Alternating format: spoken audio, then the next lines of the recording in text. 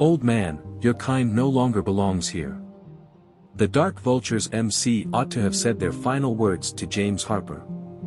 The 65-year-old shopkeeper reached for his phone as he stood in his family's destroyed store and saw 60 years of history drizzled down with spray paint. He dialed a number that he hadn't used in 15 years, not to call the police or his insurance company. A number that would serve as a reminder to Montana's most dangerous gang that you should always verify the ownership of a business before destroying it. Because James Harper had learned one thing during his 25 years of using special forces to topple criminal empires, even as he spent his days stacking shelves and weighing grain. Deadliest secrets can occasionally be found in the most obscure stores. The Dark Vultures MC were about to discover why it is never appropriate to threaten a soldier's home as the battle for Ironwood Creek got underway. A brief silence before we go on. Please let us know where you are watching from. Make sure to hit subscribe if you're liking these stories, as tomorrow's episode is going to be incredible. 20 years had passed since James Harper's morning ritual was altered 3 weeks prior. At precisely 5:30 a.m., he inserted the key into the rusty brass lock his father had put in place in 1963 to unlock Harper's general store. No amount of contemporary remodeling could mask the store's faint smell of old wood, which was combined with the aroma of coffee and freshly baked bread. Rebecca, his wife, came out the rear with a plate of freshly baked goods. Pacing like that is going to wear down that floorboard. When James realized he had traveled on the same route he used to patrol in enemy territory, he stopped. Old habits did not die easily. There's a problem in town.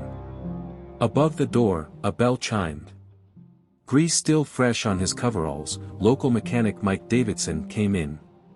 He was not smiling as easily as usual. "We must speak, Tom." Mike looked from James to Rebecca and back again. "In private." Mike spoke quickly and quietly in the rear office of the store. "They are referred to as the Dark Vultures MC appeared last night at Pete's Pub. First 6 motorcycles, then 15. They're not only transitory." With the same silent concentration he had applied to briefings abroad, James took in the material. "Tell me." "Began in Carson City with protection costs. Accidents happened in companies that didn't pay. In 3 months, the area transformed from a sleepy community to a ghost town. They're here now." James saw the incoming early morning clients through the office window. Mrs. Henderson getting her flower of the week. Getting his morning paper, old Jim Tucker. Typical activities that seemed brittle all of a sudden. "They have support," Mike went on. "Genuine support. They refuse to be touched by Carson City Police. They are said to be a part of something larger." From the front, Rebecca's voice could be heard. "James. With their large order, the Hendersons require assistance. Remain vigilant," James advised Mike. "But don't participate. Not quite yet." The morning went according to plan, but James saw things that his clients were unable to. For precisely 20 minutes, 3 unknown bikes were parked across the street. A man strolling down the street in immaculate leathers. Researching the construction of buildings. Professional monitoring, not intimidation by gangs. Anyone who knew where to look could see the signs by lunchtime. Not alone were the dark horsemen demarcating their area. They were getting ready for something more significant. It was during the afternoon lull that Detective Rachel Hammond showed up. She had a badge on her hip and worried eyes. "James. Have a moment?" She hadn't mentioned his first name in the store in 20 years. This wasn't good. When they were alone, she continued, Carson City sent a file. In 8 months, 3 towns were struck by dark horsemen. They are systematic and well organized. This expansion isn't arbitrary. James looked at her face. "You're not giving me all the details." A significant case involving the gang was about to be broken by 2 investigators in Carson City. Both perished in what appeared to be accidents. The inquiry vanished. The bell of the store rang once more. Under the pretense of casual swagger, a tall man wearing a leather vest arrived with military precision. On his cut, Ghost was sewn. He scanned the store's layout in a way that James recognized. The individual was trained in battle. "Assist you in finding something?" With a neutral tone, James inquired. "Good shop." Ghost felt for dust on a shelf with a finger. "Long time here?" "Longer than most. The times are different. It could be worthwhile to think about getting professional security." After momentarily freezing at the sight of their guest, Rebecca straightened her back and came out of the stockroom. In her stance, James recognized the resilience of a military spouse spanning 2 decades. "We're good just the way we are," James said. Ghost's eyes did not meet his smile. "For the time being. However, mishaps do occur. It would be unfortunate if something were to happen to such a historic location." Like fog, the menace hovered in the air. James shook her head slightly, but Detective Hammond's fingers strayed to her hip. "Not quite yet." Rebecca's voice was firm as she added, "That sounds a lot like a threat. Just a little reminder. Tomorrow, the boss will visit to talk about terms. Think strategically." When Ghost was gone, Rachel looked at James. "I am able to have patrols." James interrupted her. "They will only endanger your cops if they are as connected as you claim." "What's the play, then?" As Ghost's bike vanished around the corner, James made his way to the window. "Ever ponder why I have those vintage military field manuals on hand? The ones that no one ever purchases?" Rachel scowled. "Is there a way to meet contacts while serving? Dead drops. Communication that is untraceable and unhackable. 25 years of establishing nationwide networks. Networks that remained in existence." Rachel's eyes came to understand. "You will not simply allow them to enter the town?" "No," James said, grabbing his phone. "I'm not." Rebecca eventually uttered the question she had been holding all day as the sun was lowering. "Are you certain about this? After you've made the call?" Looking at his wife of 40 years, James recalled all the missions she had backed without ever knowing the specifics, all the midnight returns. "They're not only going for our store. They are going after our house." With steel in her gaze, Rebecca gave a single nod. "Next, give the call." From memory, James phoned a number he had stored in his mind ever since he retired. Before a rough voice responded, it rang twice. "This is Iron Jack. Do you recall the favor you owe me?" Then a pause. "It has been a while, James Harper. I need some old buddies in Ironwood Creek because of a circumstance." "How many of us are speaking?" The target was marked by a slower dark rider bike that James saw cruise by his business. Each and every one. Ironwood Creek was on the brink of war. However, James Harper wasn't fighting in another nation this time. He was protecting home this time. And when the Dark Vultures MC arrived tomorrow to deliver their ultimatum, they would discover the difference between confronting a man who had dedicated his life to tearing down civilizations and frightening merchants. They would understand why you don't threaten certain stores. When James heard the first motorcyclists, Ironwood Creek had not yet been touched by dawn. Their engine sound, intended to awaken people and tell them that calm was now a luxury, reverberated off deserted streets. More than a basic shakedown, he noted the different engine notes, 17 bikes, and 2 larger vehicles. As she handed him his morning coffee, Rebecca put a hand on his shoulder. She could sense the stiffness in his shoulders after 40 years. They're ahead of schedule. They are experts in their field. James watched through the store windows while sipping his coffee. Take a look at how they are arranged. Military-style methodology. Coverage of 3 points. With a lack of practice, the Dark Vultures MC dispersed around the neighborhood. With smooth grace, their leader, Drake Morrison, who was distinguished by his leather cut, dismounted. James took notice of his movements. Training in special operations. Force recon, perhaps. Rebecca whispered, Tommy's due in shortly. I've texted him already. Advised him to remain at home. James took his place at the counter, where he could see both entries the finest. However, being acquainted with that child. The bell rang. Drake was the first to enter, followed by Ghost and another man who had blades sewn onto his vest. The others kept to their perimeter and waited outside. Harper's General Store. Drake cast an overly appreciative glance around. The walls are filled with history. Be embarrassed if it doesn't work out. When people like you show up, most things do. James spoke in an impartial tone. He softened his posture. But his gaze followed every step. Every small movement of the hands that could indicate aggression. Do people like me? Drake's eyes did not meet his smile. I'm merely a businessman providing a useful service. The cost of protection is high these days. However, for a fair monthly charge. Once more, the bell rang. Despite James's warning, Tommy Parker, a 17-year-old who was obstinately loyal, entered. The child froze for a moment, then squared his shoulders. Mr. Harper. Did you require assistance with the delivery in the morning?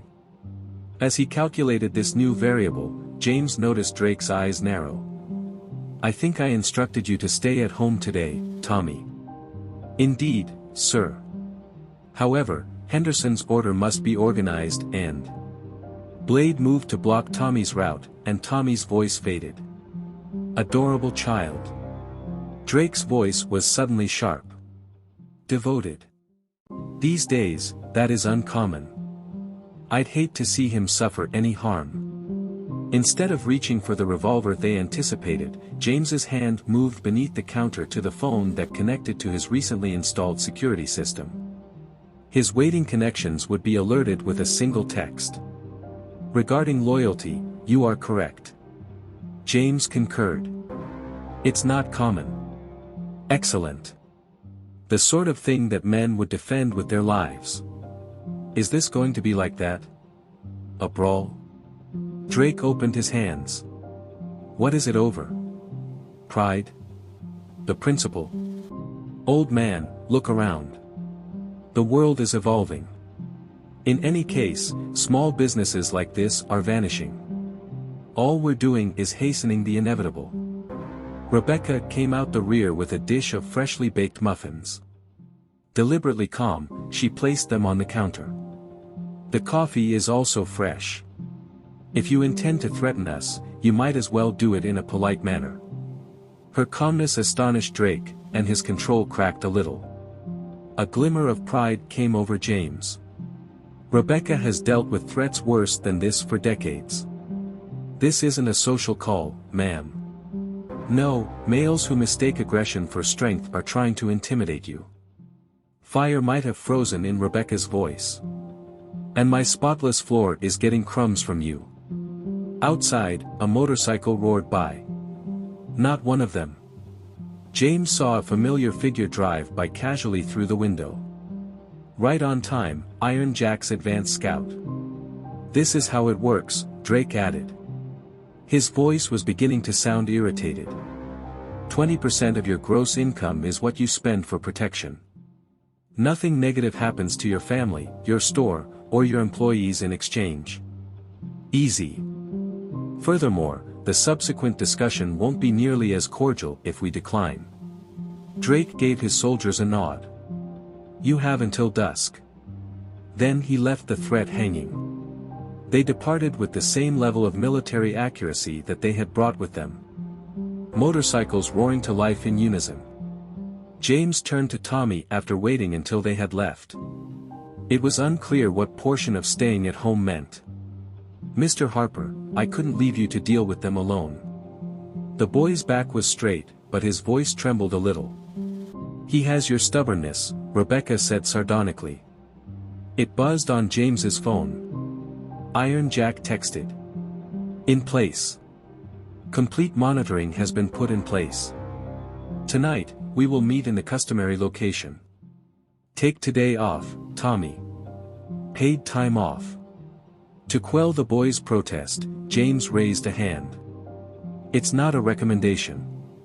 It's going to get complicated. Rebecca looked to her husband when Tommy had left. Now they'll be keeping an eye on the store. How are you going to meet Jack? James grinned a little. Do you recall the path I used to take for deliveries? The one that was incomprehensible. Her eyes began to comprehend. The factory district's historic tunnel system.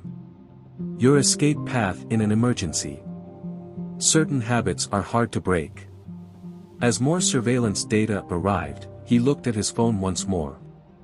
Both ends of the street are manned by watchers.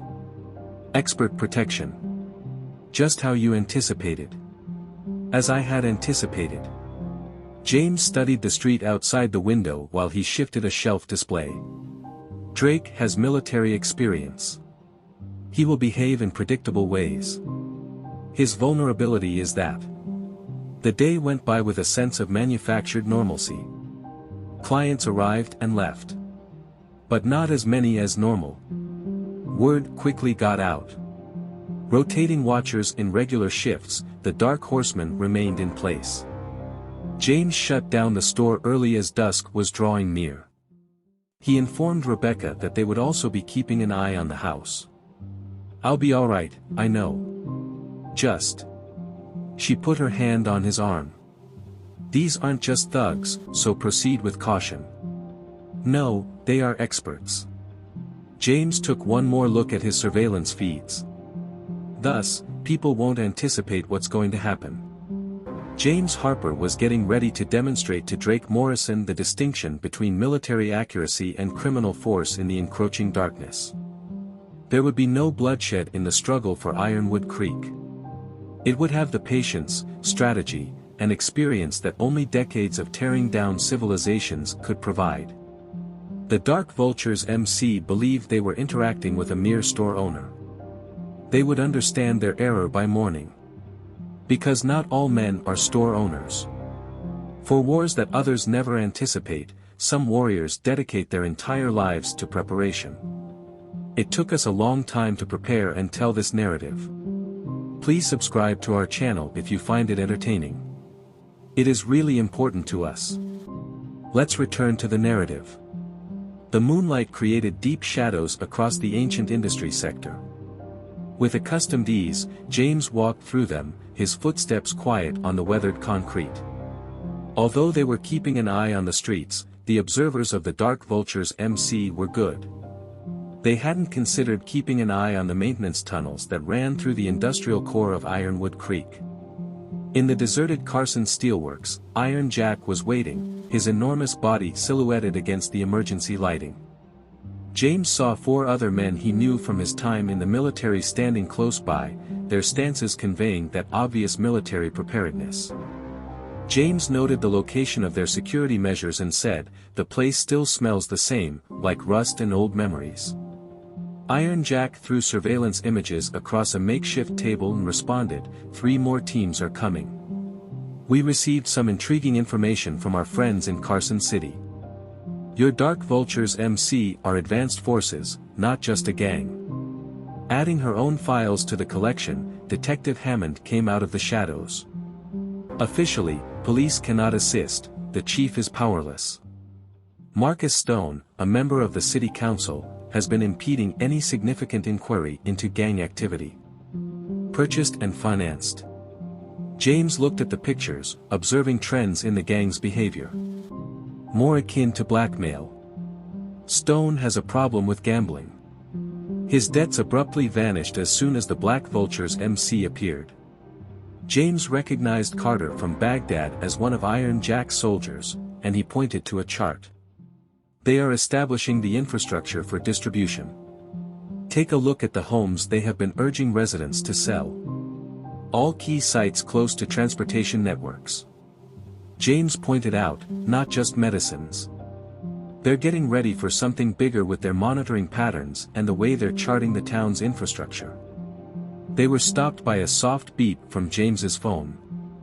The store system sent out a security alert. 2 Black Vultures MC were trailing Tommy Parker home from his evening shift at the diner when he checked the feed. Iron Jack, who was keeping an eye on James's shoulder, noted that they were moving more quickly than anticipated. Due to the fact that they are experts. They were suspicious of my lack of immediate opposition. They are currently looking for pressure spots. James sent his monitoring team a brief note via typing. Look at the boy, Carter. Not intervening unless required. Another report was examined by Detective Hammond. We have more serious issues. Stone is working to pass new zoning laws. They are attempting to legally displace companies that refuse to pay for protection. Iron Jack snarled, classic insurgency tactics. Take charge of the infrastructure. Manage the populace. James walked over to the map. His brain was processing patterns that he had learned from decades of similar operations. Traditional resistance, police investigations, complaints from business owners, and maybe armed security are what they can anticipate. What do they not anticipate? They are being outplayed by us. James indicated particular places. Legitimate companies are being used as fronts by them. That's where we begin. Get me whatever you can about their legitimate businesses, Hammond. Did it already. She gave a heavy file to him. All shell corporations have their roots in a Carson City Holdings Corporation. This is where things become fascinating, though. They are using First Regional Bank to transfer substantial sums of money. Iron Jack claimed that the bank manager is Stone's brother-in-law. Everyone was alerted by a soft knock at the tunnel entrance. Rebecca followed one of their scouts inside. She had a determined look on her face and her laptop with her. Without introducing herself, she opened bank papers and stated, I found something you need to see, been using the store's business network to keep track of bills. Businesses aren't the only thing under pressure from the Dark Vultures MC. By using proxies to purchase them, they are establishing a genuine economic base. With a mixture of pride and worry, James examined the facts. As a military wife, Rebecca had always been more than that. Despite decades of economic shifts, the store has survived because to her commercial savvy. They're going too quickly, Carter said. Burning through money as if they had unrestricted support. Since they do. Detective Hammond laid out additional pictures. Do you recall those Carson City mishaps? The investigators were looking into possible ties to Shadowstone International. The name lingered in the atmosphere. On his final expedition before retiring, James had come across that specific corporation. They were experts at giving the impression that illegal businesses were respectable. Another notification from James's mobile device. Behind Pete's Pub, surveillance shows Drake Morrison and Marcus Stone meeting. With trembling hands, the councilman gave out an envelope. James pointed out that they are consolidating control. However, they are vulnerable due to their speed. Expert operators detest breaking established procedures. What is the play about? Iron Jack inquired. Meanwhile, we give them the impression that their scheme is successful. James annotated the map with specific points. We begin attacking their lawful businesses in a methodical, legal, and comprehensive manner. Rebecca warned Ed that they would strike back. I'm counting on it. Professionals respond in predictable ways. We'll be prepared. Plans were being formed with military precision as the conference went on well into the night. The first parts would start moving by morning. The Dark Vultures MC believed they were carrying out a routine takeover. Rather, they were going to encounter the type of calculated reaction that had destroyed bigger institutions in more sinister settings. This was the last time James's phone buzzed. Drake Morrison had a straightforward message. Final opportunity. Tomorrow at sundown. Keep this from becoming ugly. James permitted himself a small smile as he gazed at his gathered squad, warriors, police enforcement, and family bound together in purpose. Drake believed he was engaged in a straightforward territorial conflict. He was going to discover why some conflicts end before they start. Because James Harper had been preparing for a totally different kind of conflict, while the Dark Vultures MC had been keeping watch over the streets. One fought with the kind of strategic accuracy that comes from decades of tearing down empires, but without resorting to violence. Ironwood Creek would find out the truth about that tomorrow. Additionally, the Dark Vultures MC would discover why some threats are completely unnecessary. The first indications of battle were seen in Ironwood Creek in the morning light.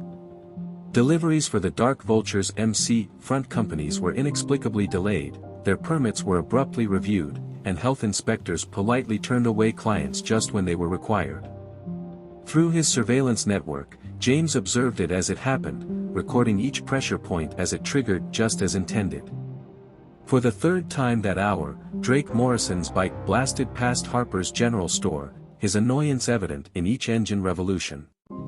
Perfectly lawful tactics were being used to gradually disrupt all of his authorized operations. 3 separate attorneys have already been contacted by him. As everyone slammed into the brick walls of bureaucratic procedure, Detective Hammond reported from her post at the coffee counter. Restocking shelves with practice lack, James responded that professionals detest improvising. They depend on established protocols and interfere with them. They also make errors. Another dark rider walked around the corner, and she nodded toward the window. They're becoming careless and burning fuel while making intimidating runs. Tommy Parker rushed in, his face flushed with anticipation, as the bell rung. "You have to see this, Mr. Harper." He displayed CCTV photos from behind the former warehouse area on the counter. The former railway office is being used as a transfer location. Watch them this morning as they transfer 3 shipments. James examined the images, taking note of characteristics that others would overlook. "You should avoid getting involved in their operations, but good job. I used the observational skills you taught me, and I was cautious." The boy's voice was a mix of apprehension and pride. In addition, they ignore children on bicycles. Rebecca came out of the office with a stiff face. "I just returned from a trip to the bank. Our request to refinance was blocked by Manager Stone, who claimed that our business was now too risky." Detective Hammond pointed out that he is exerting pressure on businesses that are at risk. Traditional methods of isolation. It buzzed on James's phone. Iron Jack signal. The first significant stage had begun. They saw a line of unmarked vans traveling down Main Street through the windows of the store. Building inspectors, tax auditors, and the health department are all concentrating on companies that are controlled by Dark Vultures MC, Drake responded within an hour. With menacing intentness, the Vultures MC of 6 bikes roared up to the front of the business. However, 2 unmarked cars arrived before they could go inside. The federal agent badges that Carter and Wilson, James's former demolition specialist, wore were not quite fake. "Afternoon, gentlemen," Carter exclaimed with joy. "Do you mind if we inquire about your business? Has there been any localized worry about organized intimidation?" The Dark Horsemen paused, torn between the necessity to keep up respectable appearances and their violent instinct. Federal agents were not attacked in broad daylight by professional criminals. James continued working inside the business, letting his team deal with the conflict. He had learned the advantages of indirect warfare over the years. Detective Hammond noted as the motorcyclists grudgingly left that they were adapting more quickly than he had anticipated. Their military training is evident in Drake's background. James looked at another video feed. He's requesting more help. Just now, 3 more groups went beyond the county boundary. Rebecca used their camera network to observe the newcomers. They're not simply motorcyclists. Examine their arrangement and distance from one another. More former service members.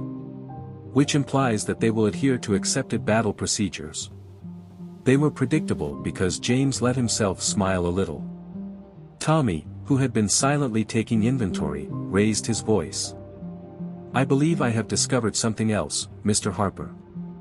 On his phone, he displayed a social media feed.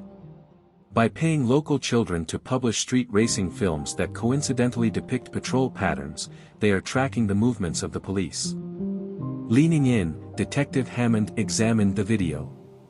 Astute counterintelligence for the digital era. However, James pointed out that it tells us something significant.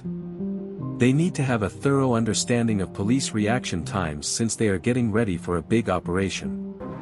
Iron Jack crept through the store's guarded entry and the back door unlocked. Obtained their shell firm's initial financial records. More money is being transferred through Stone's bank than would be produced by protection rackets. Because, James recognized, it was not their true goal. Patterns are falling into place. The defense system. The company takes over. They are merely a front for something more significant. James's phone flashed a message. Drake Morrison has asked to meet. Neutral territory. Simply speak. No armaments. Iron Jack said bluntly, it's a trap. It is, of course. James once more looked at his surveillance streams. But perhaps all we need is to set their trap. Rebecca put her hand on his arm. Believe me, James. He put his hand over hers. Drake is becoming desperate. Men in despair make blunders. As the day went on, the stress increased. As more black horsemen entered the town, they took up positions that appeared haphazard to the untrained eye yet formed distinct tactical patterns. While obtaining information about the gang's actual intent, James's squad continued to put pressure on their lawful activities. Drake Morrison himself emerged across the street as sunset drew near, leaning very casually against his bike. Through the store window, their gazes locked. Professional operators recognize each other in silence. He's not by himself. Observing faint motions in the encroaching darkness, Detective Hammond issued a warning. We're not either. James straightened his apron from the store. It's time to remind Drake of the reasons you don't threaten some individuals. The battle over Ironwood Creek was getting more intense. However, James Harper was preparing for a completely different kind of encounter while Drake Morrison was getting ready for a forceful display. One that would explain to the Dark Vultures MC why criminal violence is always defeated by military precision. Because strength isn't always the key to victory. Strategy is the key to winning them. At midnight, Diana's diner was deserted. The wet pavement is covered in alternating red and blue patterns created by the neon sign. On nearby roofs, James spotted 4 Dark Vultures MC. In the alley behind the diner, there are 6 more. They had no intention of concealing themselves. The issue here was intimidation. Drake Morrison occupied a corner booth by himself. The old furniture of the diner contrasted sharply with his leather. In front of him, a cup of coffee cooled unopened. You're interfering with my business. James slid into the seat across from Drake. No salutations. Not a pretense. Expert. You put my family at danger. Business is business. Nothing private. Here's where you're mistaken. James knew that at least 3 weapons were pointed at him from outside, so he kept his hands visible on the table. You took it personally when you endangered my community and my store. James followed Iron Jack's crew as they moved into counter-sniper positions through the mirror of the window. Although they were predictable, the Dark Vultures MC were good. Patterns were always left by military training. Drake said, "You're not just some shopkeeper. The manner in which you have targeted our respectable businesses is professional. Unique forces. Is it important? It could help me comprehend your willingness to die for a store." James smiled a little to himself. Do you still believe that this has to do with the store? A moment of doubt flashed across Drake's features. Through the back door they had previously unlocked, Rebecca crept into the diner's kitchen behind him. On time. James went on, "Let me tell you what I've learned about your operation. The commercial takeovers and the protection racket. They are highly developed. Too advanced for a gang on motorcycles. You have business financing and military support. You have no idea what you're discussing. Motorcycle gangs are used by Shadowstone International as a front for large-scale operations. Carson City served as a trial run. You're growing now. Drake's hand moved a little. The first rift in his businesslike manner. Old man, you're in over your head. Am I? James gave the window a nod. The position advantage that your rooftop team had just vanished. Your folks can't do things as well as my people. Silent takedowns were already underway outside. With seasoned efficiency, Iron Jack's team eliminated threats as if they were ghosts. Now Rebecca's in your office, James said coolly. Obtaining your actual financial documents. Detective Hammond is raiding your shell companies at the same time. Federal investigators already have proof of money laundering through Stone's bank. You're playing a bluff. Rebecca's message appeared on James's phone. Files are clear and safe. You made a mistake by assuming that this was only about keeping my store safe. I took down operations like yours for 25 years. The shop. James grinned. It's merely a handy cover. He noticed movement outside. Ghost and Blade are marching Tommy Parker toward the diner while brandishing their guns. The boy's spine was straight, but his eye was bulging. Insurance, remarked Drake icily. If you don't, the child will become part of the accident statistics. Despite without moving or changing his demeanor, James's subsequent remarks were infused with decades of fighting experience. Hawk crew, get it done. The lights in the diner went out. Precise violence flared in the sudden darkness. From the kitchen came Wilson and Carter, moving with surgical accuracy. Blade and Ghost fell before they could respond. Disarmed with skill by veterans who have mastered close combat in less lighted environments. When the lights returned, Drake was on the wrong side of his own men's rifles while Tommy was secure behind Iron Jack's bulk. Drake growled, "You don't know what you've started." His professional veneer is now being broken by genuine terror. Shadowstone will not simply murder you. Everything that matters to you will be destroyed. Detective Hammond, who was accompanied by federal officers, answered, "Actually, Shadowstone's current issues are more serious. 3 separate jurisdictions are opening the financial documents that your guys were so cautious about." James straightened his store apron and stood up. The store was only cover, as I mentioned. You never questioned why a veteran of the Special Forces would operate a small-town store for 20 years. Drake's eyes glowed with understanding. All this time, you were waiting. Observing and obtaining intelligence. Up until they make mistakes, like threatening the wrong store, small communities are the ideal cover for groups like Shadowstone. When the federal agents arrived, they secured the inmates and read their rights. As synchronized raids attacked their properties across 3 counties, additional Dark Vultures MC were being arrested outside. Drake was in handcuffs when James said, "Your people are professional." Professionals, however, are predictable because they follow patterns. As the inmates were dragged away, Iron Jack came up. Towns are safe. Reinforcements of Dark Vultures MC attempted to advance from the north, but they ran upon some of our old allies. Very bad for them. With the hard disk in hand, Rebecca came out of the back office. I have everything. Corporate ties, shipping documentation, and account numbers. Sufficient to dismantle Shadowstone's whole regional business. James saw the first rays of dawn fall on the streets of Ironwood Creek. The conflict had not ended. Shadowstone and similar organizations had a long history. However, the first significant conflict had been won. Mr. Harper. Tommy's face was bruised, but his voice was steady. We look out for our own. Thank you for coming for me.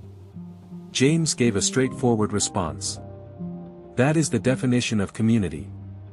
Using her tablet, Detective Hammond looked over arrest reports. Like a bird, stones sing. It turns out that he was documenting everything separately. Insurance that Shadowstone won't betray him. Professionals, James said gratifiedly. They always believe they are protected by their leverage. As the sun rose above Ironwood Creek, the town was transformed. The Dark Vultures MC plan takeover had failed due to communal strength and smart planning rather than overpowering force. James Harper, however, was aware that this was only the start. This loss would not be taken lightly by Shadowstone. They would give it their all in response. He would also be prepared. Because there are wars worth waging. There are some communities that are worth defending. Additionally, you simply don't threaten certain stores. It took precisely 6 hours to defeat the Dark Vultures MC. James watched as sleek black SUVs carrying the first indications of Shadowstone's response rolled into Ironwood Creek. Their tinted windows conceal men with leather cuts behind pricey clothes. Expert repairers and office cleaners. An alternative form of danger. From his observation station, Iron Jack reported that 4 teams were moving like private military contractors. Street thugs are not what these are. In order to observe their motions through the store window, James used the motion to modify a shelf display. They're worse, no. They practice law. Harper's General Store was the exact spot where the lead car came to a stop. 3 men with suits worth more than most mortgages in the Ironwood Creek came out.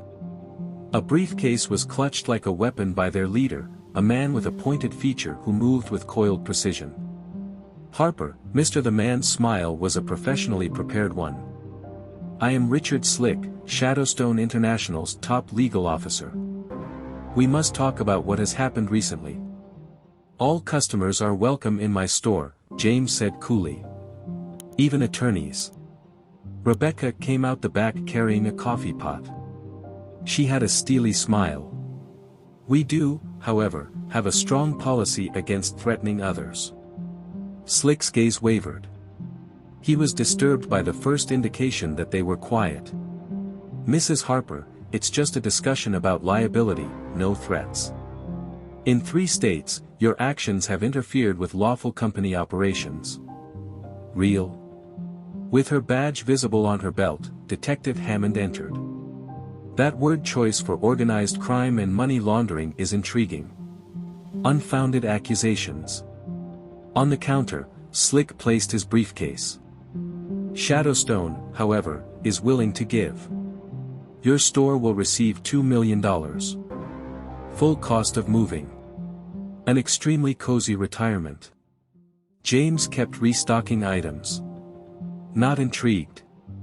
$3 million. This store was built by my father. Your father has passed away. Slick's work mask cracked a little.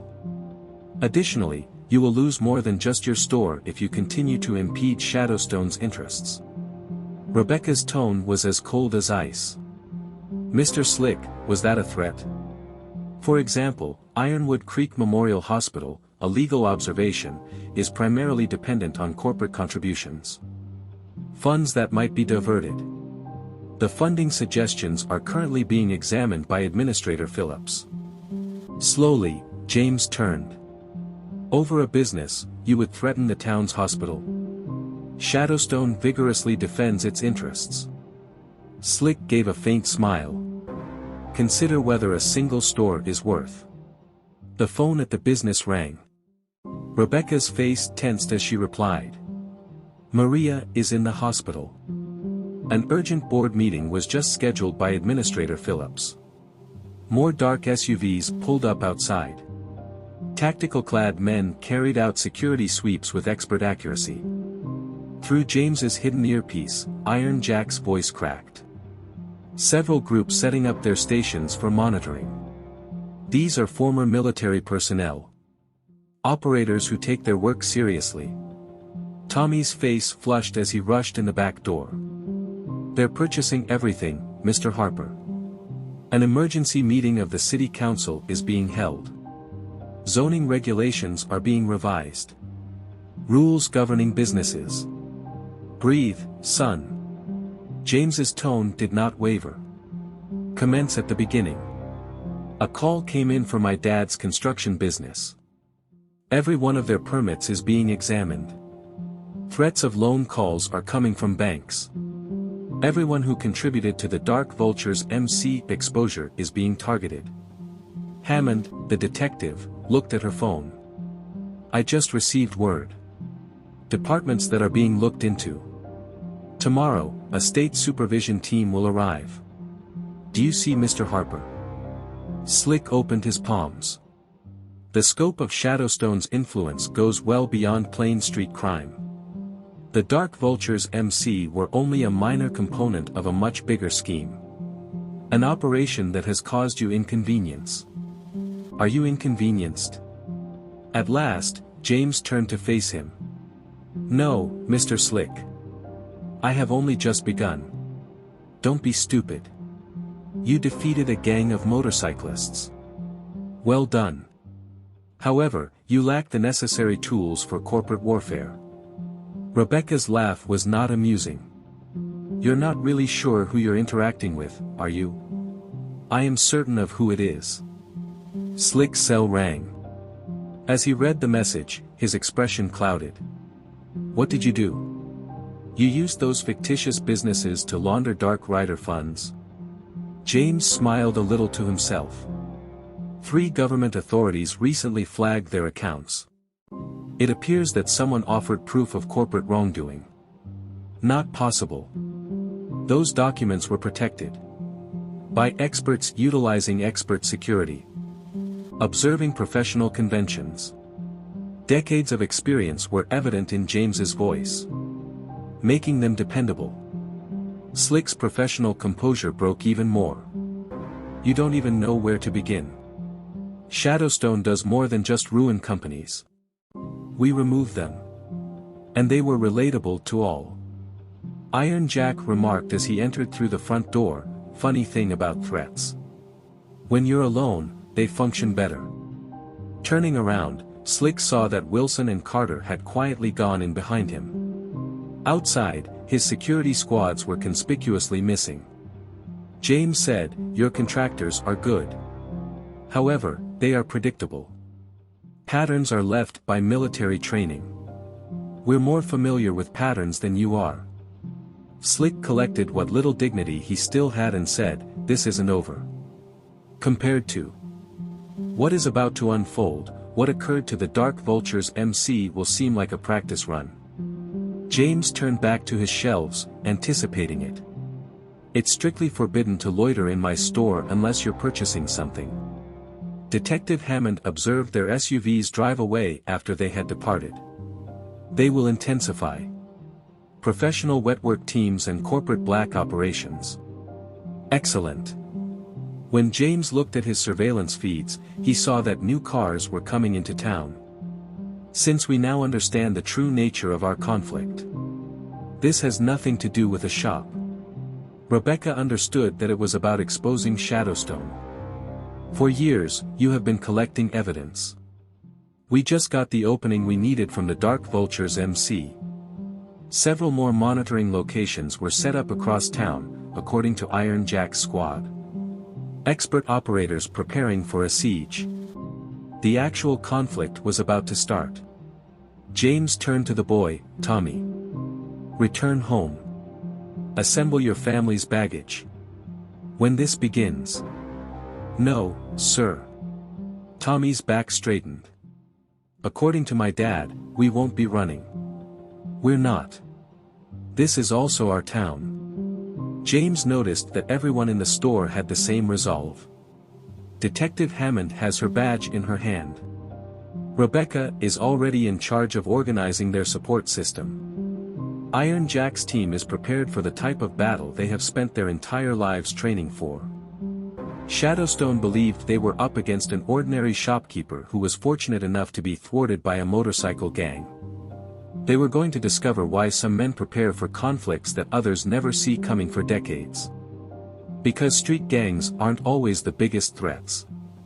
Instead of firearms, they carry briefcases and arrive in suits.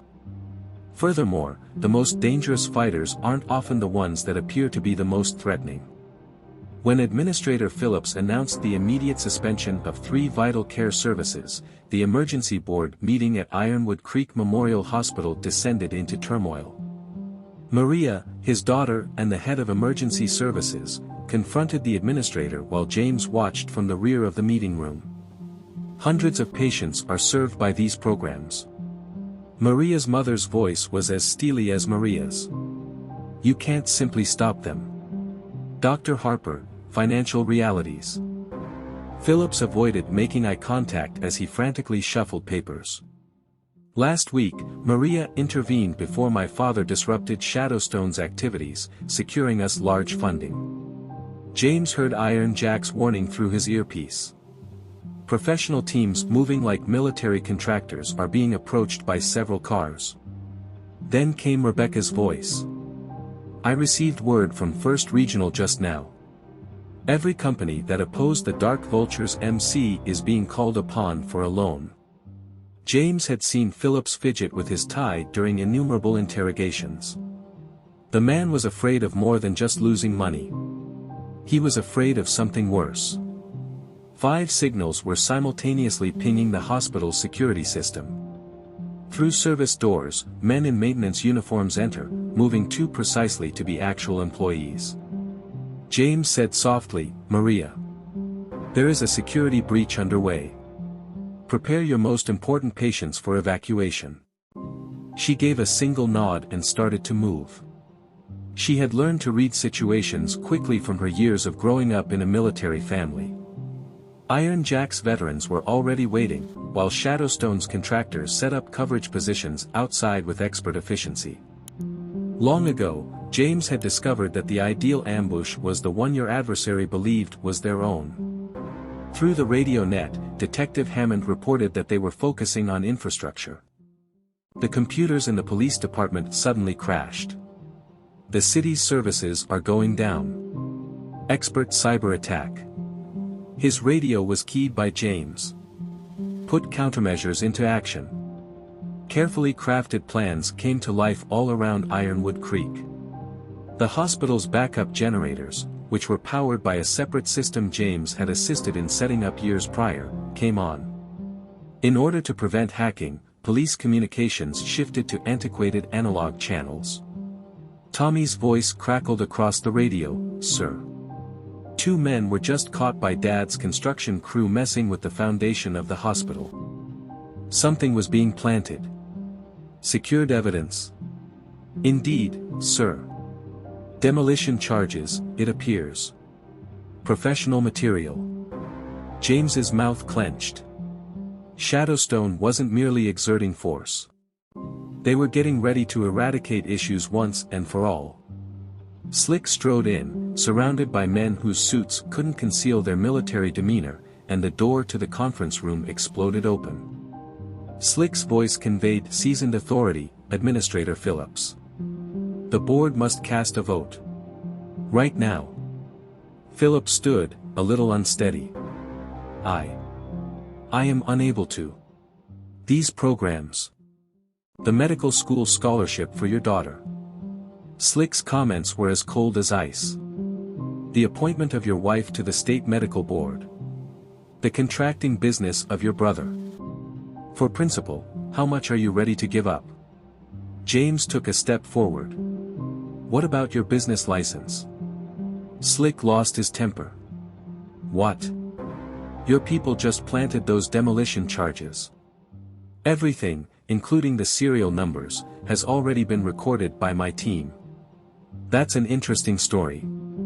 They are the same batch that was taken from a military installation last year. A theft connected to multiple corporate nefarious activities. James could hear Iron Jack's crew interacting with Shadowstone's contractors over his headset. Not with force. With cameras, records, and evidence collection. You're playing a bluff.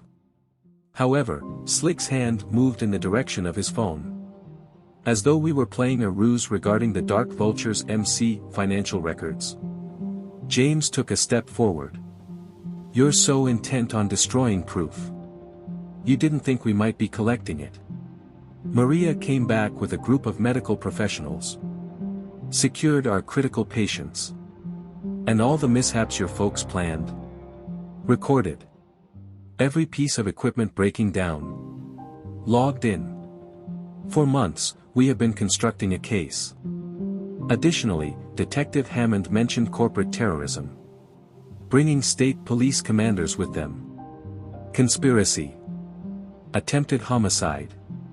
Corruption. The charges that cause businesses to fail. Slick's facade of professionalism broke apart. Do you believe that evidence counts? Judges belong to Shadowstone. Politicians. You are also our property.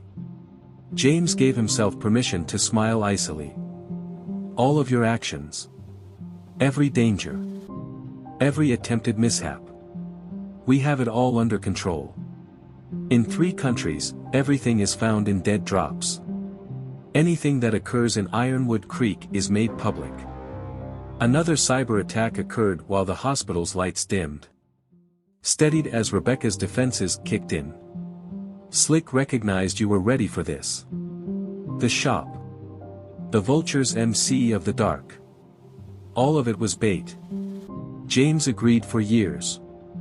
Awaiting Shadowstone's carelessness. Must aim for a modest enough area to appear manageable. But sufficiently connected to be significant. Sirens sounded outside. Not the local cops. Federal agencies reacting to corporate terrorism evidence. Last chance, James said.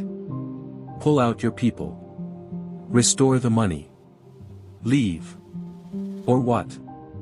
Or it won't be in a hospital when we next meet. The court will hear it. And all of the information we have is made public. Slick looked at him for a while. With increasing fear, professional calculation warring. It's not over yet. Yes, James said. It is, since anything at all may occur in Ironwood Creek. Every business secret. Every piece of evidence we have collected, every black ops.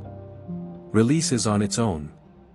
How many adversaries would Shadowstone have then? Maria's cell rang. The hospital board decided to keep all programs in place with a unanimous vote. Phillips took a deep seat. His shoulders were finally free of the strain of years. You retaliated. Slick spoke with a hint of admiration. Nobody defends themselves. Individuals do. James made the correction. When they realized that businesses aren't unbeatable. Simply put, they are bullies dressed better. The hospital was overrun by federal officers. Recording proof that corporate terrorism exists. Ironwood Creek started to breathe again, and James watched. He knew this was not the end, though. Shadowstone may back off. However, companies never forgot their adversaries. Fortunately, James Harper had prepared for just such a conflict for decades. Because gangs and guns aren't always used in the largest conflicts. They are battled with patience, proof, and a calm strength that businesses seldom anticipate. Until the last minute. Dawn was the time of the first assassination attempt. Across the street, James noticed the glitter of the sniper from an abandoned office building. A reflection that would be unnoticed by the average person. However, his casual approach had not allowed him to endure 25 years in special forces. Northwest corner, 3rd floor. He spoke into his radio. Expertly set up. I got him. Carter answered. Ex-military. Rifle checkmate. These are no longer local contractors. Iron Jack's voice came through with a crack. 3 additional teams were seen coming into town. Expensive equipment moving like special operations. Shadowstone has had enough of corporate gamesmanship. James showed no indication that he had noticed the danger as he went about his morning routine. In any case, the store needed to be restocked. Rebecca came out the rear. Despite the tension, her movements are purposefully natural. She pitched her voice for their surveillance and stated, Maria called. Last night, someone attempted to enter the hospital's medication storage, expertly getting around security measures.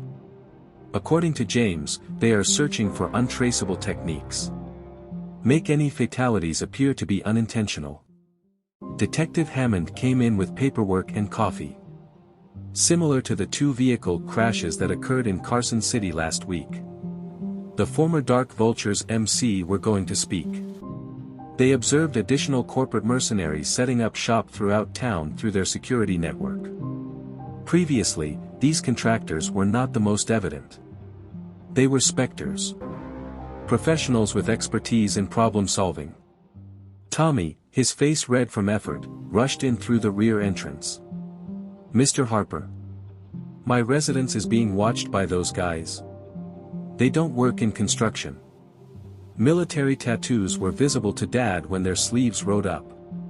How's it going for your dad? Declares that he would rather die standing than run.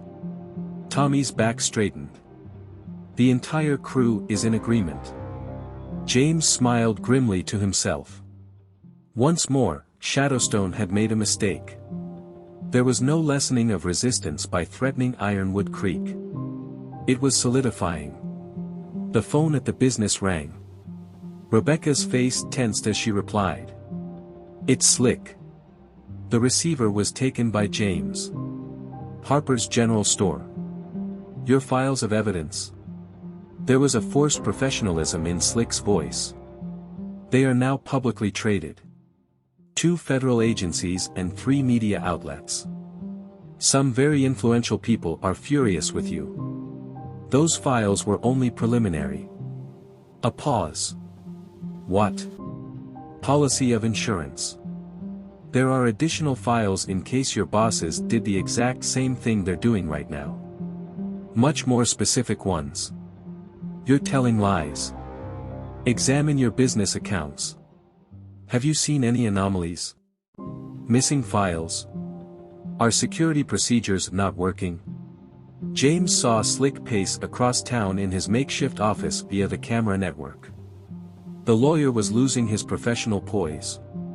Slick recognized you'd had people inside Shadowstone for years. In the vicinity of small-town companies, people become negligent. Don't pay attention to the silent ones. They are the ones that maintain their security systems, fix their computers, and clean their workplaces. Their radio net was broken by Iron Jack's voice. The hospital is being moved by a hostile squad. Expert wetwork crew. James calmly said, Maria is ready. Allow them to set the trap. 4 guys wearing maintenance uniforms were captured on camera entering the hospital through the service door. Until they struck the designated kill zone, they glided with deadly ease. The maintenance corridors had been transformed into a labyrinth of countermeasures by Iron Jack's veterans. Maria reported that the team was neutralized. Non-destructive takedown. Secured evidence. Hammond, the detective, looked at her phone. 3 Shadowstone offices are being targeted by the FBI at the same time. The dissemination of such evidence was devastating. James warned that they would react more forcefully. Corporate death squads don't go down without a fight. From the office building came gunfire, as if to confirm what he had said. The sniper had chosen to take a chance on a shot during the day. Carter, however, was already in place. Before he could fire twice, the corporate shooter was shot down with a tranquilizer round. James. Rebecca's tone was foreboding. The white van near the drugstore. I was followed by the same one yesterday. They saw 4 more mercenaries deploy through their cameras. These moved in a different way. Improved body armor. Specially made weaponry. The best problem solvers at Shadowstone. Iron Jack noticed that they were becoming desperate. Moving from avoidable mishaps to proactive measures. Because they at last understood the true nature of their conflict. James looked at his security footage. This was never about store protection. Rebecca concluded, it's about destroying Shadowstone. Everything else. The horsemen in the dark. The pressure from corporations. All of this was done to force them to disclose their true business. Tommy, who had been keeping an eye on social media, raised his voice. "Sir. People are taking notice. Their team's videos are posted online. Why a little village is being targeted by corporate mercenaries is a question. The one thing Shadowstone is incapable of managing." James gave a nod. "Public awareness. 3 armed men stormed through the store's doors. Expert operators moving with lethal intent." However, James was also ready for this. They stepped on floor panels that activated sleeping gas canisters. As they dropped, Iron Jack's men, equipped with covert rebreathers, came out of hiding places to secure them. Detective Hammond remarked with delight that there was more evidence. Additional evidence of corporate terrorism. Slick's message chimed on James's phone. "You don't know what you've begun." James really typed back. "I am fully aware of what I have begun." Is Shadowstone aware of what's about to happen? Because James Harper was carrying out an operation that had been planned for decades, while corporate mercenaries were searching for a plain shopkeeper. One that would use the most lethal weapon of all to rip Shadowstone apart, not with bloodshed. The reality. The bloodiest stage of the battle for Ironwood Creek was about to begin. However, James had been training for just such a battle all of his life. Because bullets don't always win the most dangerous wars. They are gained through planning, perseverance, and a type of silent power that even skilled murderers seldom anticipate. The executive helicopter landed on the football field of Ironwood Creek High School. The fall leaves are scattered by its rotors. 3 people appeared. This time, no attorneys. Not hired guns. These were the true power brokers of Shadowstone. The ones who, unless something had gone horribly wrong, never showed up. Chief Executive Officer James Morrison. Iron Jack made a surveillance report. Operations Chief Victoria Chen. And Special Projects Director Marcus Reed. Through the surveillance feeds of his store, James confirmed that they are the ones who really run Shadowstone. They stay inside their corporate stronghold till Rebecca concluded, unless someone is going to tear down their empire. He placed another pile of papers on his desk. Which is precisely what is taking place. Financial networks were already disseminating the morning's news. Federal investigators are looking at 3 Shadowstone businesses. 2 members of the board were charged. As proof of corporate terrorism surfaced, stock values began to decline. Tommy entered through the rear door, his youthful expression solemn. "My dad's crew saw more of those professional teams, Mr. Harper. They're not preparing for an attack, though. The evidence is being destroyed. Documents are being burned. Cleaning hard drives." Detective Hammond stated that it was because they at last understood what they were truly dealing with. Bringing new intelligence reports in. Ironwood Creek was never the only aspect of this. You have been constructing an argument against their entire business. James looked at his security footage. Teams from corporations were cleaning up places all throughout town. However, it was too late. The evidence was already in place. Dispersed by networks developed over many years. Through the radio, Iron Jack said, "They're running scared. These are no longer precision operators. They are reactions to panic." The phone at the business rang. After responding, Rebecca silently handed it to James. "Harper, Mr. The authority in James Morrison's voice was sophisticated. I think we should get together. In person. All clients are welcome to visit my store. It's not a game." Morrison's cultivated composure faltered a little. "What you're tampering with is unknown to you. The interests of the country are served by our operations. Contracts with the government. Military. Operations in the dark." James made a kind suggestion. "Like the ones I ran before. Before I knew who was actually making money off of them." Then there's silence on the line. "You're no ordinary store owner." "No. I am the individual who has gathered proof of all of Shadowstone's illicit activities for the past 20 years. All black websites. Every accident was hushed up. All the witnesses were erased. They witnessed Morrison's face become white through their cameras. Victoria Chen was on her phone already. Probably examining security systems that were on the verge of catastrophic failure. I can't do that, Morrison said. Because our security is managed by experts who adhere to protocols, it is predictable. James smiled a little to himself. Mr. Morrison, the silent ones. The ones you don't see. Of all, we pose the greatest threat. Their radio net was broken by Maria's voice. The hospital is safe. They were unable to gain access to patient records. And we have all the records. Morrison warned you that you could not fight us. We have our own judges. Politicians. James advised you to check your secure servers. The Swiss ones. Panama. Singapore. In the background, Chen's voice could be heard. Files are missing, sir. Records spanning years. Simply gone. James said, because they were never truly yours to begin with. For years, my staff has been using your systems. Collecting, recording, and waiting. For what purpose? For you to target a small enough area to appear innocuous. You would become irresponsible somewhere. Give up using your own security procedures.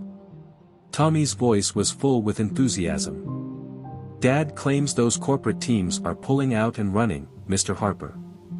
Detective Hammond commented with satisfaction that it's because they finally understand. This has nothing to do with shop protection. The goal is to reveal an empire. Morrison's tone became frantic. Decide on a price. Everybody has one. James said, check your corporate accounts. Have you noticed anything noteworthy? They monitored Chen's increasing worry as she fiddled with her phone.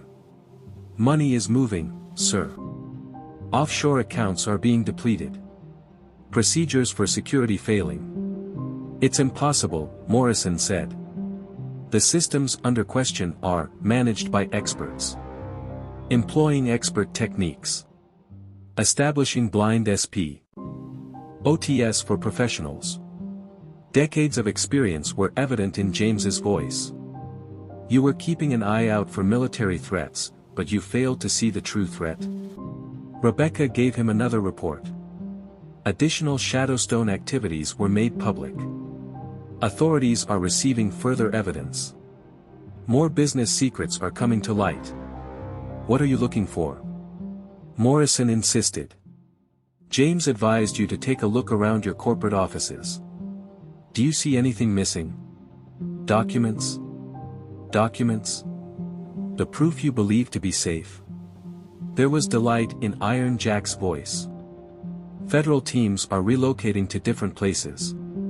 James went on, this isn't a negotiation. A shakedown is not what this is. This is Shadowstone's end. Not with force. Not by force. However, you made a concerted effort to conceal the truth. They saw Morrison's corporate poise utterly collapse through their cameras. Are you aware of what you have done? The people we serve. The authorities to whom we report. Are going to discover the truth about what you have been doing in their name. James looked at another video feed. There are more federal agents coming. Mr. Morrison, you'd better run. The collapse of your corporate empire is imminent. Panicked, the helicopter took off. However, it was too late. Already, the proof was getting out. Already, the truth was out. Since Shadowstone had been keeping an eye out for military threats, they had failed to recognize the true threat. A silent store owner who has been planning for this day for decades. It was not a business that was at stake in the battle for Ironwood Creek. The goal was to reveal an empire. Empires that James Harper was familiar with suffer the most when they fail to anticipate the consequences. The last person they anticipated was the one who betrayed them. Detective Hammond was the first to notice it. Slight variations in the response times of the police. Patrol routes are being abruptly altered. Important evidence is disappearing from the jail. Every indication points to a member of their own network. James observed the fog rolling across the streets of Ironwood Creek in the morning, obscuring the remaining Shadowstone operators' movements. Their retreat seemed off in some way. Too haphazard. Too frantic for experts. They are deceiving us. The radio crackled with Iron Jack's voice. While they position their actual forces, they give us the impression that they are running. With a worried expression on her face, Rebecca came out of the store's office. James. The contingency servers. They're being attempted to be accessed. Someone familiar with our security procedures. Marcus Stone staggered into the store as the bell rung. His suit for the city council was stained with blood. Harper. They located me, but I didn't. Kept some things from them. As the councilman fell, James grabbed him, pointing out the wound's expert accuracy. Not intended to cause death.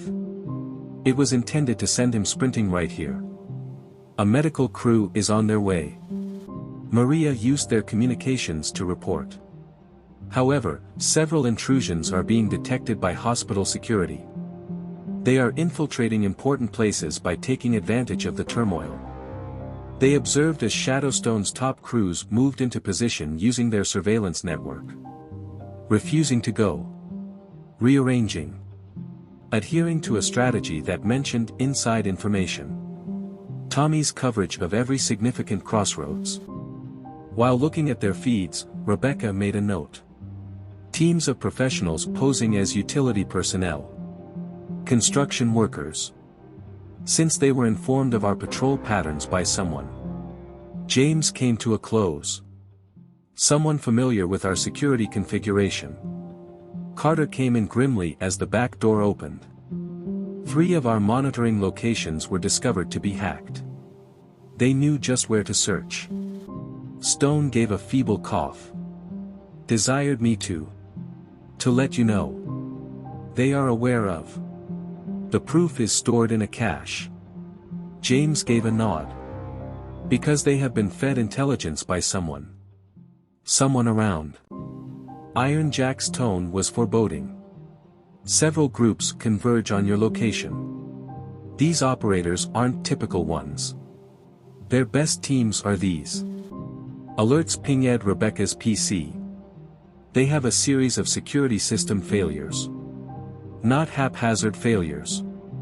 Exact removals of particular protocols.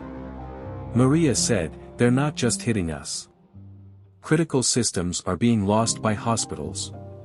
Communications from police departments are not working. All of the resistance points are being isolated at the same time. Out of breath, Tommy rushed in through the rear door. Harper, Mr. Those cleanup crews from corporations. They're not running. Kill zones are being established. Ambush positions for professionals. Another bank of security cameras went dark, and James watched. At last, the pattern started to make sense. Since they are aware of our specific hideaway location. The precise paths we'll take. James. Decades of mutual understanding were conveyed in Rebecca's speech. All of this is solely known to them. If they assisted us in setting it up. The front entrance of the store opened, and he looked toward it. Rachel Hammond, the detective, came in. In the morning light, her badge shone brightly. She steadily aimed her rifle at James's chest. I apologize, old friend, she whispered softly. But it's not just politicians that Shadowstone owns. Their careers are theirs. Whole lives. For what length of time? From Carson City. They discovered that I was accepting bribes from the Dark Vultures MC, gave me an option. Assist them. Or see my entire family vanish into their own black sites. They observed other business teams taking up positions through their surveillance. utilizing blind areas and routes that are only known to those who are familiar with their defense strategies. Rebecca knew that you had assisted us in exposing the Dark Vultures MC, fed them intelligence while gaining our trust. According to Hammond, they had to know how you worked. The way you thought. How you would respond if they become threats at the corporate level. James spoke calmly. The rifle was pointed at him, yet his stance eased. And now? They now have complete knowledge. Every safe haven, stockpile, and escape path. Your entire business is exposed. Through their covert communications came Iron Jack's voice. The team is in place. On your signal. James concurred, you're correct. All of your knowledge is known to them. Each strategy you contributed to. Each security measure you assisted in putting in place. He spoke in a way that slightly lifted Hammond's mask of professionalism. What are you saying? Do you truly believe that I avoided betrayal and made it through 25 years in Special Forces? James smiled a little to himself. Are you fully aware of our operation? Sacrificial intelligence is what it is. They saw Shadowstone's teams moving precisely where James had anticipated through the cameras they still had. Pursuing strategies that were intended to be undermined. You're lying, protested Hammond. I've observed your security configuration. Your evacuation procedures. You've witnessed the compromise of what we desired. Rebecca smiled just as her husband did. The actual operation. The actual proof. That's a very different matter. Tommy's voice may be heard over their communications. Mr. Harper, all teams report prepared. Because, James added, our real network was functioning on a completely different level while you were feeding them intelligence about our obvious defenses. Hammond shook his pistol hand a little. My family will be killed. James told her she was already protected. Extracted when we verified the betrayal 3 days ago. Iron Jack's group has them under control. Not possible. I have been observing. Observing the surveillance that we requested you view.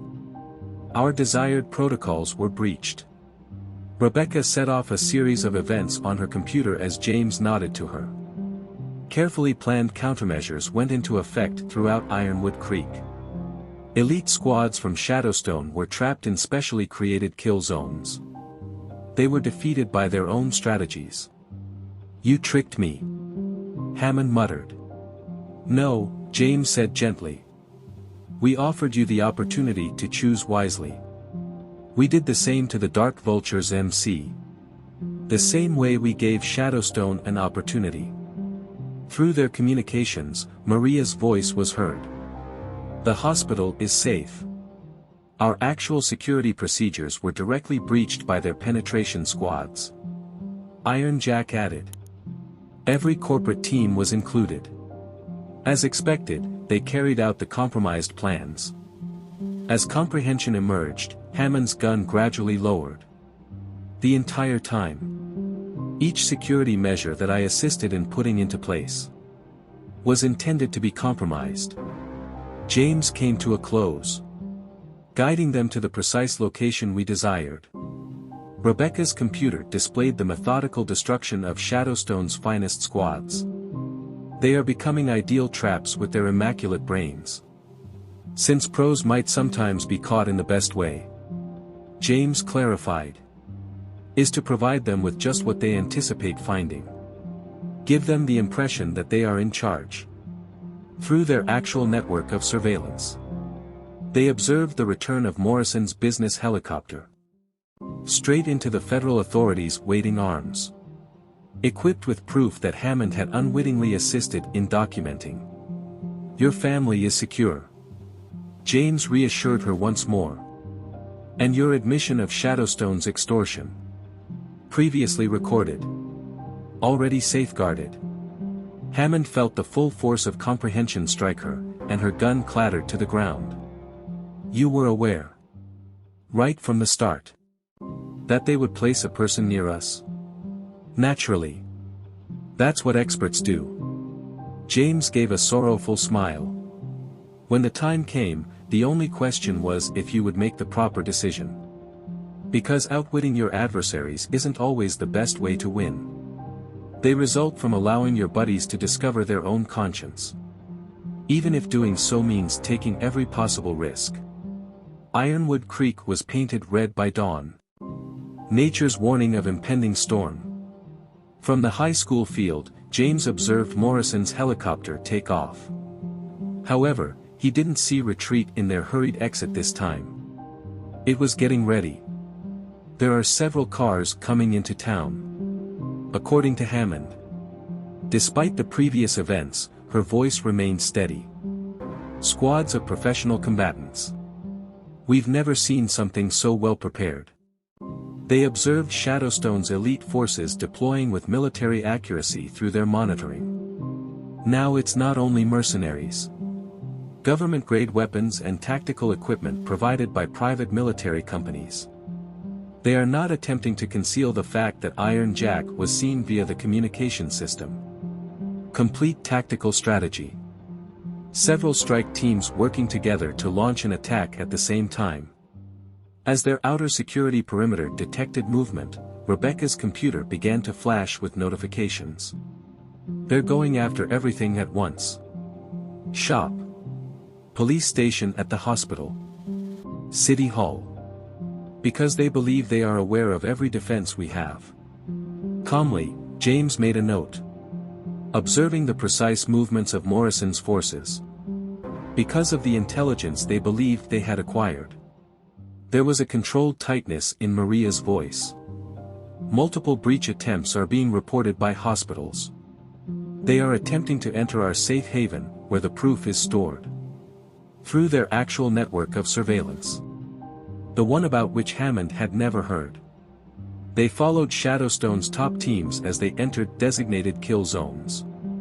Professional soldiers with professional accuracy, following compromised intelligence. Do you recall the lesson you gave me on being vigilant? From his observation station, Tommy radioed. How experts who believe they are in charge become predictable.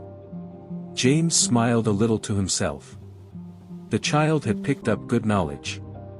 They are adhering to conventional military doctrine.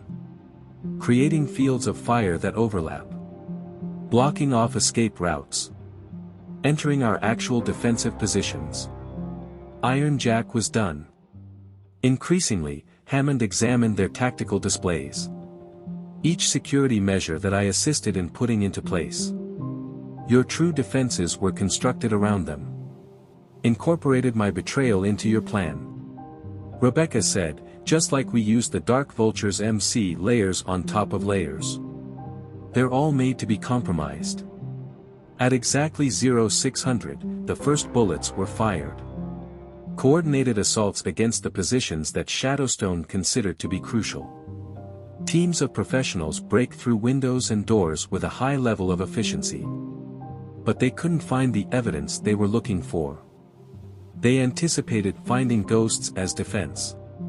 An additional layer of planned deceit resulted from each compromise. Through communications, Carter stated that they are frustrated. Beginning to disregard professional etiquette. Making errors. As Morrison's special forces advanced more into their designated kill zones, James watched. Because their intelligence tells them that nothing should be there. They get more imprisoned the harder they push. Hammond concluded. Finally being able to comprehend James's method in its entirety. Their tactical net was breached by Maria's voice.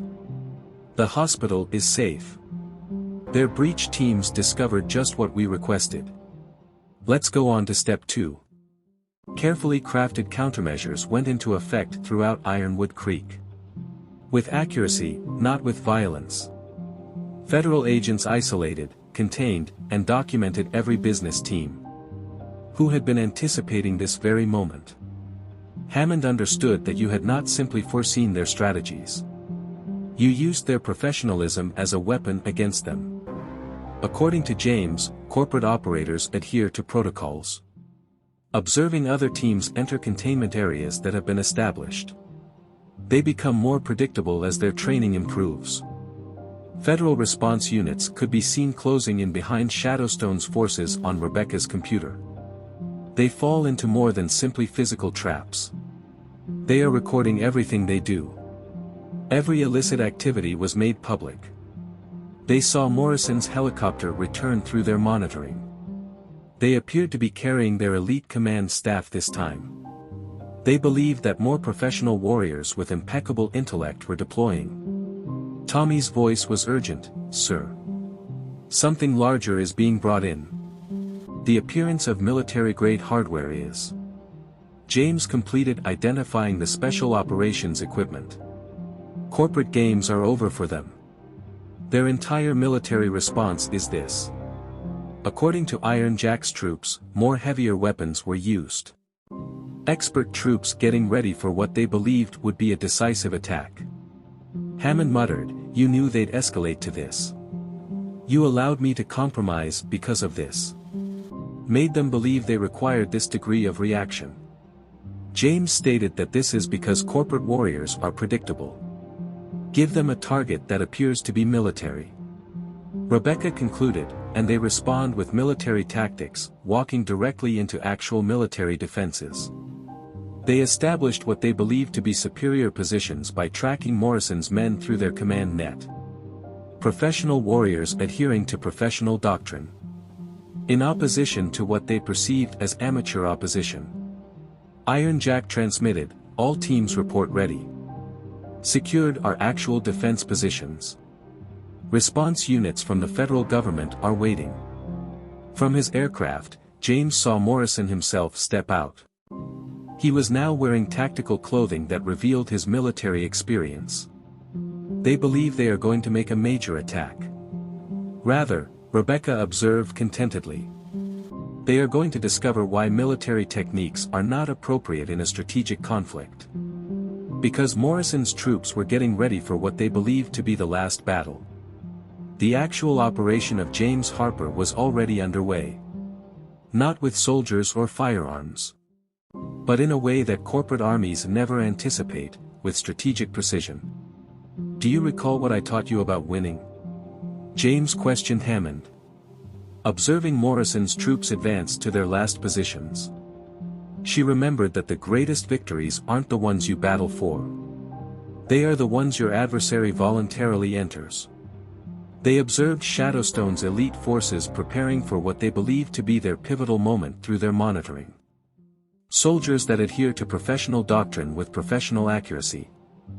They had no idea that they were about to discover the reason why some wars end before they ever start. Because Morrison was getting ready for battle. James Harper was prepared to explain to corporate troops why military training turns into a vulnerability. When the actual battlefield is hidden from view. The battle for Ironwood Creek was coming to a close. Not in the manner that Shadowstone's professional soldiers had anticipated. At exactly 0700, Ironwood Creek was jolted by the first explosion. Morrison's troops broke through what they believed to be the town's defenses. Their tactical teams are coordinating their movements with practice. Expert soldiers carrying out what they thought was the ideal attack strategy. James observed Shadowstone's top teams pushing toward their goals through their actual surveillance network. Every step was precisely as expected. Every tactical choice adheres to accepted military theory. North sectors are being breached by primary teams. Iron Jack used their command net to report. Secondary forces advancing against locations that have been prepared. They are doing a superb job of following the tainted intelligence. As Morrison's soldiers engaged what they believed to be important defensive locations, Rebecca's computer kept track of them. A coordinated breach is being executed by the hospital team. Maria is prepared to meet them. They observed Shadowstone's professional warriors' initial surprises through their cameras. Defensive jobs are either automated or vacant. Systems of security that were not as intelligent as they were. There is resistance coming from unexpected places. As Hammond watched tactical teams hesitate in bewilderment, he noted that they're beginning to realize. James confirmed that the information I provided them took them to the precise location where we needed them. Using professional strategies, professional soldiers fall into professional traps. Morrison's voice broke through the communications that were intercepted. Every team modifies its formation. Intel has been compromised. Revert to secondary. There are already secondary jobs. Ironjack interrupted. Behind them, federal teams are closing in. They're confined precisely as intended. Tommy's voice was full with enthusiasm. They're attempting to enter City Hall's evidence storage, Mr. Harper. Stumbling straight into. Our documentation teams were ready, James said. Every unlawful act. Each and every military-grade weapon. Every corporate infraction is being noted. They observed Morrison's elite forces face more complex opposition through their network. It comes from federal agencies that are strategically positioned to wait for this type of corporate excess, not from amateur defenders. Rebecca's voice was warning, James. Morrison's heavy weapons are being brought in. Military-grade gear that shouldn't be in the hands of civilians. James clarified that he believes he is battling a military target. Observing the deployment of additional corporate teams. Playing directly into the governmental sphere. Their tactical net was breached by Maria's voice. The hospital's breach team was neutralized. Every piece of evidence is safe. They discovered precisely what we had requested. Morrison's soldiers encountered what they believed to be amateur defenders throughout Ironwood Creek. Rather, they encountered well-coordinated government response units. Their own strategic choices are becoming proof of corporate terrorism. You didn't just foresee their attack, Hammond thought. Observing other teams drop into confinement areas that have been prepared. It was choreographed by you. Fought them using their own tactical theory. James affirmed that corporate soldiers adhere to protocols. The more skilled they are. Rebecca concluded, the more predictable they get. Observing the arrival of several federal squads. Morrison's chopper landed close to their shop. The business leader is now totally in favor of military action. His elite guards maneuvered with expert accuracy. Establishing what they believed to be tactical superiority. Tommy's voice was urgent, sir. They're sending out a specialized attack team of some sort. Tools I've never used. James interrupted, identifying the equipment. I have specialized equipment for operations. Classified military equipment. That's exactly what we needed them to reveal. According to Iron Jack's staff, further corporate soldiers have arrived. They were all more heavily armed. Professional warriors getting ready for what they thought would be a major battle. Silently, Hammond whispered, you desired this. Forced them to commit their actual resources. Revealed their true potential. According to James, corporate armies have one weakness. Observing Morrison's force coordination. They believe that victory equates to military might. They monitored Shadowstone's squad setting up assault positions via their command net. Every move is recorded. Every illicit weapon was captured on camera. Every business infraction was noted by government officers who were waiting. Rebecca reported that all evidence teams were in place. All company actions are being recorded. Every illicit activity was made public. Now armed and armored, Morrison personally walked up to the business. Every motion reflects his military experience. Come out and look at us, Harper. No more games. According to Hammond, he still believes that this is a tactical struggle. James calmly responded, because that's what professionals expect, military fixes for military issues. Rebecca added instead, quietly pleased. More disastrous than any tactical loss, they have fallen into a legal trap. Because James Harper's actual operation was coming to an end while Morrison's soldiers were getting ready for battle. Everything needed by federal agencies was available. Proof of corporate terrorism in writing. Secret equipment in civilian hands and illegal military hardware. Do you recall what I told you about true victory? As Morrison's troops advanced into their last positions, James questioned Hammond. She remembered the saying, "The strongest enemy defeats himself, when you allow him to pick the battleground." They observed Shadowstone's elite warriors preparing for what they believed to be their moment of victory through their monitoring. Soldiers that adhere to professional doctrine with professional accuracy.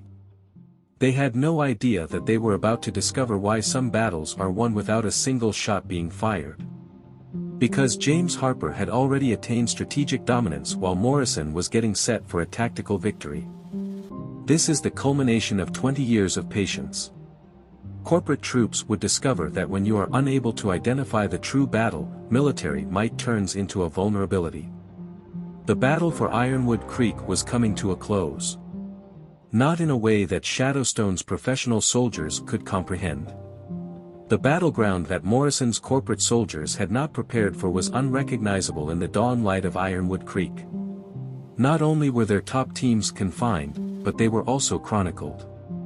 Every action was noted. Every illicit weapon is captured on camera. Every business infraction was noted by federal agents who had been anticipating this type of proof. Teams on the outside are giving up. Via their command net, Iron Jack sent an update. Expert troops are aware of their vulnerabilities. The inner circle alone is still engaged in combat. Morrison's closest guards remained in their positions around the store, and James observed through their surveillance. With every second that goes by, their military-grade armaments are now being used as proof of corporate terrorism. According to Maria, the hospital has been secured by federal reaction teams. Every piece of evidence was kept safe. All documented attempts at manipulation or destruction. Rebecca's computer displayed several corporate teams attempting to flee, only to discover federal authorities at each exit. She said they're realizing at last what they have entered. Morrison himself was standing in the parking lot of the store. Shadowstone's actual character is starkly revealed by his tactical equipment. "Do you believe that we are afraid of federal agents, Harper? We have our own politicians and judges. No more." The morning breeze carried James's words with ease. "Verify your secure channels. Check out the current state of Shadowstone's empire." They saw Morrison get more and more desperate reports through their network. 3 states are seeing raids on corporate offices. Accounts offshore are frozen. Multiple jurisdictions are seeing the emergence of secret files. You can't. Morrison's facade of professionalism came off entirely. Those documents were safe and sealed. James concurred that our security was professional. Observing professional conventions. Establishing blind spots for professionals. From their command center, Hammond kept an eye on federal tactical communications. Several company officers are being held. Their own military action effort served as probable reason for raids across the country. Tommy's voice was full with enthusiasm.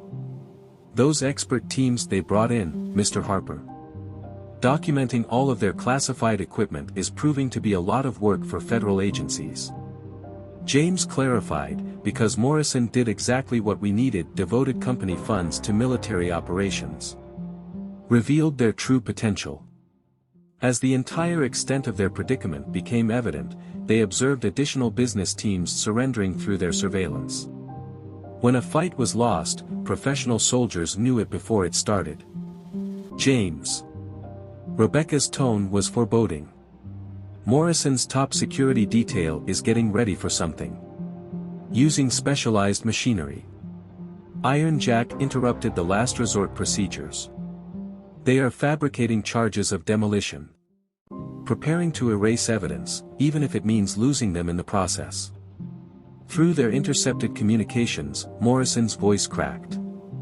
"Execute scorched earth, all teams. The feds have nothing left. Nothing.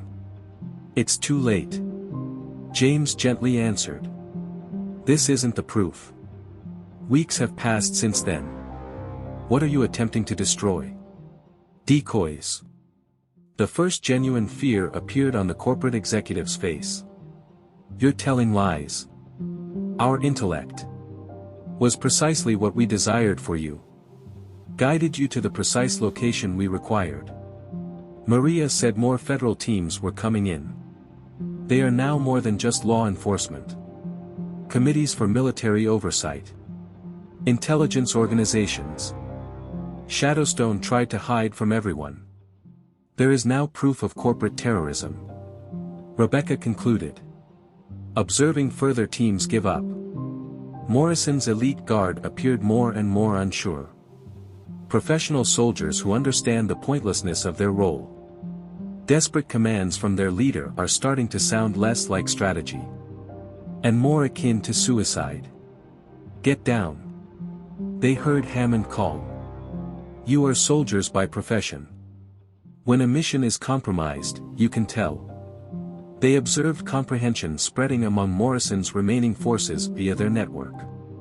Corporate troops recognizing that superior weaponry was not the reason they had been outmaneuvered. But with better tactics. Morrison yelled, "You don't get it." His calm business manner was utterly destroyed. The people we serve. The authorities to whom we report. James answered, "You're going to find out exactly what you've been doing. All black operations. Every unlawful agreement. Every crime was hushed up. Everything is recorded. Everything is uncovered." Additional federal teams were setting up confinement positions, according to Tommy's surveillance network. Mr. Harper, they're not even concealing it anymore. Complete federal reaction. Several agencies. James clarified that Morrison provided them with all they required. Devoted corporate troops to military operations within the United States. Used weapons that were classified. Validated every hunch on Shadowstone's actual business practices. Rebecca's computer monitored reaction trends across the country. Nationwide, corporate headquarters are being raided. Every piece of evidence we made public led to the issuance of a new warrant. One more inquiry. Morrison saw his corporate empire fall apart and thought, "You planned this." Everything. The shop. The Vultures MC of the dark. The intelligence was compromised. Walked you through each step, James attested. Went against your own professionalism. Made you believe that using force was the solution. They watched as the remnants of Morrison's forces laid down their weapons.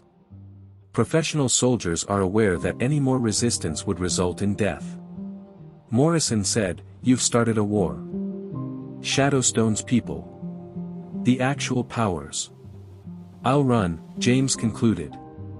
For when corporate warriors' secrets are revealed, that's what they do. When their illicit activities are made public. When the truth, not force, defeats their professional armies. As more business leaders were arrested, Hammond kept an eye on government channels. They have already begun to sing. Everyone is attempting to protect themselves, make bargains, and reveal evidence. Rebecca pointed out that corporate loyalty is just as enduring as corporate power. Observing the fall of Shadowstone's empire. Over Ironwood Creek, the morning sun rose higher. Displaying a strategic triumph rather than a battlefield of bloodshed. Morrison's men were defeated by the kind of careful planning that corporate armies never anticipate, not by overwhelming weaponry. Do you recall what I told you about true victory? As federal agents moved in to secure the final corporate teams, James questioned Hammond. She remembered the saying, "The strongest enemy defeats himself," when you give him the impression that he is winning till he loses everything. Because James Harper had planned something far more destructive than the military conflict Morrison had prepared for. Full disclosure of corporate wrongdoing. The very forces sent to safeguard it have documented it. The battle for Ironwood Creek was coming to a conclusion. It wasn't over when Shadowstone's corporate army fell. Before the federal authorities had completed securing Morrison's surrendered forces, James was aware of that. Corporate documentation and organizational charts never showed real power. It used layers of deniability that were meticulously maintained to work through shadows. There are several unmarked cars coming into town. Ironjack used their command net to report. Not like Morrison's teams. They move like phantom units. Skilled infiltrators. New surveillance trends that were appearing around Ironwood Creek were monitored by Rebecca's computer. They have no intention of battling federal agents. They are trying to find something.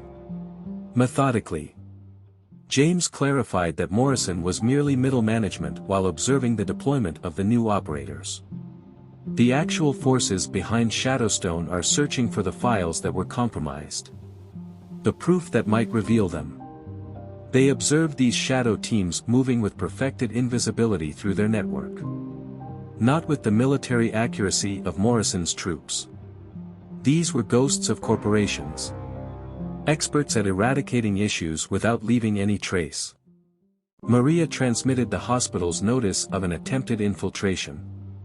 Skilled circumvention of security. I nearly missed it.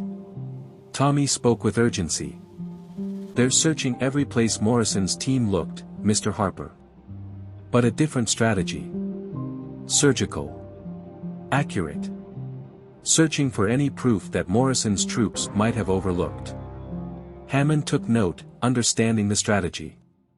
These aren't your typical business owners. They are experts at cleanup. James observed the deployment of 3 additional squads across the store. They move so subtly that most onlookers would miss them. The true strength of Shadowstone is revealed. The type that never shows up in business records or court paperwork. James. Rebecca's tone was foreboding. Morrison's teams had access to systems that they never used. Higher-level procedures. Tools for infiltration of the government. They were able to track other ghost teams and provide unseen coverage throughout the area by using their surveillance. Not to attack. For the removal of evidence. This type of operation left no evidence of corporate wrongdoing, no witnesses, and no traces. Tommy, from his observation point, reported, "Sir. Some sort of sophisticated equipment is being used by them. Destroying federal evidence logs. Records are being erased as they go. Because, James said, that's their true purpose. Erasing, not warring. Ensuring that nothing points to Shadowstone's true origins." Hammond kept an eye on their CCTV footage. These are the ones about which I had heard rumors. Morrison himself was afraid of them. Corporate ghosts that make issues go away entirely. The infiltration attempts that Iron Jack's crew recorded were increasingly complex. James, they're good. Superior to the military operators of Morrison. These are adept at moving undetected. So far. James smiled a little to himself. Since they are adhering to expert procedures. Establishing blind spots for professionals. Ghost teams were able to access what they believed to be protected networks on Rebecca's computer. Their goal is to get rid of the proof. Passing through each area where Morrison's troops were present. James pointed out that they are unaware that they are falling into the same trap. Observing our actual surveillance while according to their own professional protocols. Maria's tone was one of contentment. The hospital's infiltration team was confined. They discovered precisely what we had requested. Genuine evidence is kept safe. They observed additional phantom squads using their specialist equipment over their network. Every attempt to remove evidence turns into evidence in and of itself. Recorded by federal officers they never met. You knew they were coming, Hammond said. This degree of corporate response was anticipated. James affirmed that the true forces always defend themselves. To remove any indication of a relationship, send in experts. Observing protocols that Morrison was unaware of. Tommy reported more attempts to infiltrate the town. They're methodical, Mr. Harper said. Expert. Going from place to place. James finished, just as we had anticipated. Company ghosts that adhere to company policies. Becoming dependable. Through Ironwood Creek, Rebecca's computer followed their meticulous journey. Instead, They believe they are removing evidence. Hammond realized they're making it. Each attempt at infiltration. Each specialist instrument. All business relationships are being recorded. They observed ghost squads entering what they believed to be safe areas while they were on observation. Professional infiltrators using professional infiltration techniques with expert accuracy. Iron Jack's voice was warning, James. There are new players coming to town. A very different level. They act like government spies. Calmly, James observed that the true powers were manifesting themselves. Those who engage in debatable activities through companies such as Shadowstone. At the hospital, Maria described more complex infiltration efforts. Now, they're not merely attempting to get rid of evidence. They are searching for particular files. Even Morrison was unaware of these things. James clarified that Morrison was merely a corporate executive. They are actually in charge of things. Those who are unable to pay for publicity. Their ghost teams were able to reach deeper systems on Rebecca's computer. Searching for information that would reveal ties to the government. Classified activities. Corruption by officials. You also planned for this level, Hammond muttered. Led them, like Morrison's armies, to reveal themselves. James affirmed that even corporate ghosts adhere to protocols. When you know what to look for, they become more noticeable the more adept they are at blending in, Rebecca concluded. Watching other units enter prepared surveillance. They followed these shadow operators as they moved with practiced stealth across their network. Professional protocols were followed by the infiltrators, making them predictable to anyone who knew how they worked. Do you recall my lesson about invisible enemies? As more ghost teams used their specialized gear, James questioned Hammond. She remembered that they are only invisible when they move. And ultimately, everyone moves. Because corporate ghosts were actually creating evidence, even if they believed they were deleting it. Each attempt at infiltration. Each specialist instrument. Federal agents who had developed the ability to perceive the unseen were documenting every connection to higher powers. The last contestants in the battle for Ironwood Creek were emerging.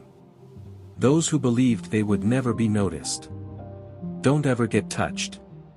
Avoid being exposed at all costs.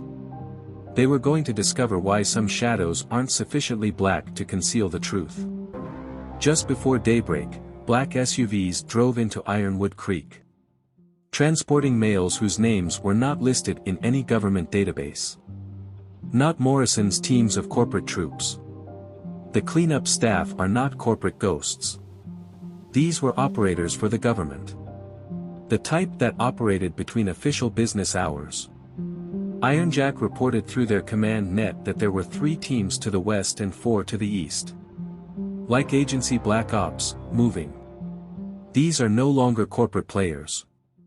Through their monitoring, James observed how these elite units deployed while practicing their invisibility. They moved in a way that suggested formal training. Their gear is superior to even corporate military-grade gear. Rebecca pointed out that Morrison was unaware of the secret channels they were using. Keeping an eye on their conversations. Frequencies of the government. Procedures that are classified. They observed these shadow operators setting up shop around town using their network. Not for cleaning or fighting. They had a specific target in mind. Something that might reveal links between official power and corporate malfeasance. Maria shared that hospitals were reporting fresh efforts at infiltration. These get around anything. As if they were the ones who constructed the security systems. There was a subtle tightness in Tommy's voice. They're not like the others, Mr. Harper. The manner in which they move and function. They seem to be an integral element of the infrastructure. James acknowledged that they are observing the deployment of additional squads. The people who actually manage things. Those who engage in debatable activities through companies such as Shadowstone. With increasing alarm, Hammond kept an eye on their movements. This is not new to me. Non-existent operations. Carried out by persons that never were. having unnamed powers of service. Through Ironwood Creek, Rebecca's computer monitored their methodical progress. They're searching for more than simply proof. They are seeking relationships. Items that might reveal government complicity in corporate criminality. Calmly, James saw that the true strength was revealing itself. The type that conceals itself behind clearance levels A. ND agencies. More advanced intrusion efforts were reported by Iron Jack's team. James, they aren't amateurs. These are familiar with every defense, every process, and every counter. James finished because they created them. Official operators employing official techniques. Establishing their official predictability. Maria's tone was foreboding. I had no idea that they were using hospital systems. They seem to have administrative control over everything. They do, said Hammond. The regulations are written by these people. Who construct the systems? Who look after the power structure itself? They observe these elite teams' movements through their surveillance with complete control. Not hiding like ghosts of corporations. Functioning under the assurance of governmental authority. James. There was a subtle desperation in Rebecca's voice. They're not only looking. Something is being activated by them. Systems that weren't previously available are coming online. James described the actual infrastructure. The kind that's ingrained in everything. Waiting for times such as these. When the government must defend itself. Tommy stated that additional teams were taking control of the situation. Mr. Harper, they're not behaving like the others. As if they own everything, they move. Because they do, officially, James said. Those who operate between the lines of the law. Between agencies. In between formal surgeries. Hammond observed their deliberate march through the town. They'll discover everything. Get access to everything. Delete everything that might reveal them. They're trained for that, James said. Official operators who adhere to official procedures. Formally rendering them susceptible. They followed these shadow units as they gained access to deeper systems via their network. Turning on covert protocols. Gaining total authority over the infrastructure in Ironwood Creek. You knew they were coming, Hammond said. Likewise planned for this level. When corporate layers failed, this was the official response. James affirmed that official procedures are followed by official power. The response is more predictable the higher the clearance. They were able to access what they believed to be secure systems on Rebecca's PC. Now, they're not merely getting rid of evidence. The prospect of evidence is being eliminated. As he was making it, James made a satisfied note. Each override. Each and every secret protocol. All official connections are being recorded. At the hospital, Maria reported more complex access attempts. They are closing whole wings. Whole systems. As though they are in complete control of everything. They believe they do, James said. To preserve official dominance, official operators employ official techniques.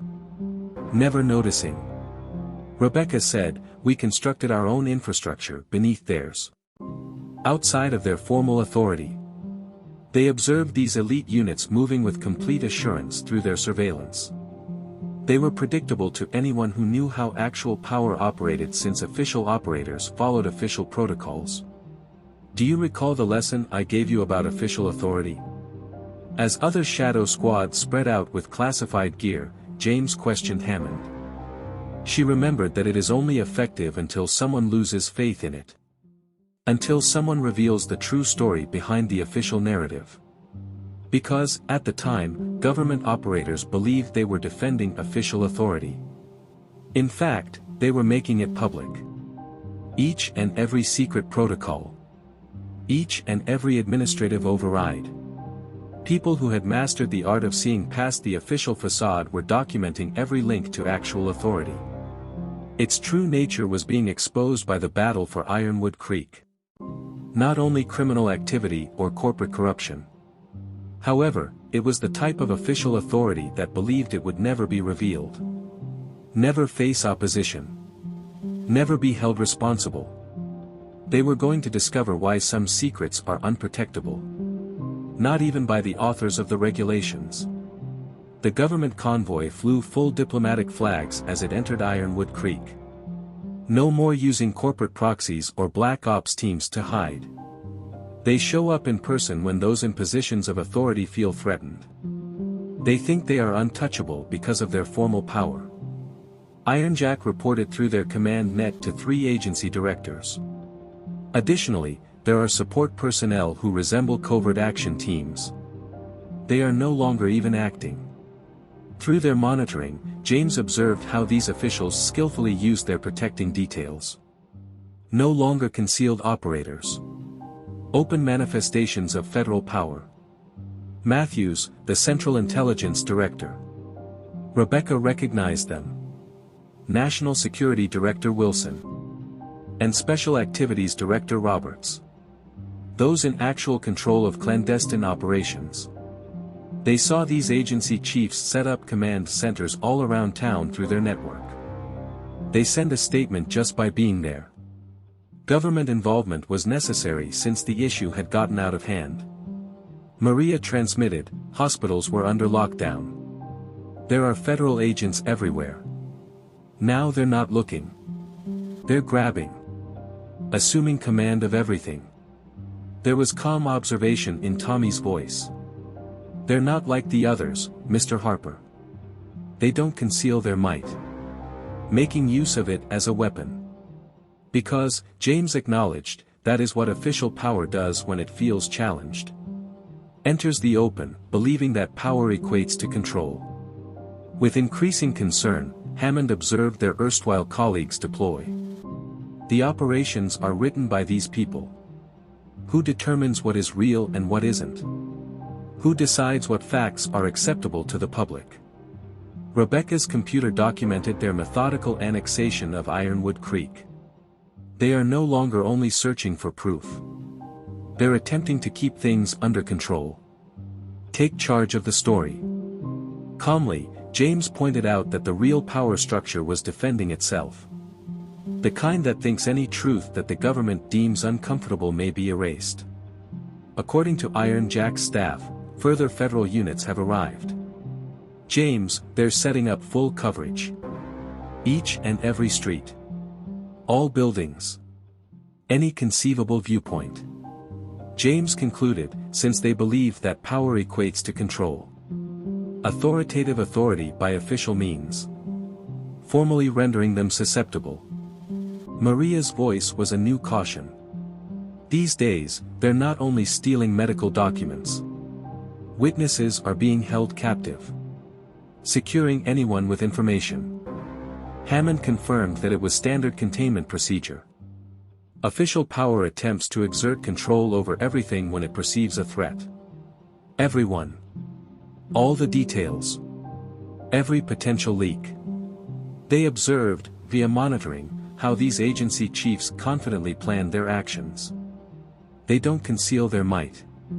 Openly brandishing it. They thought it made them unbeatable.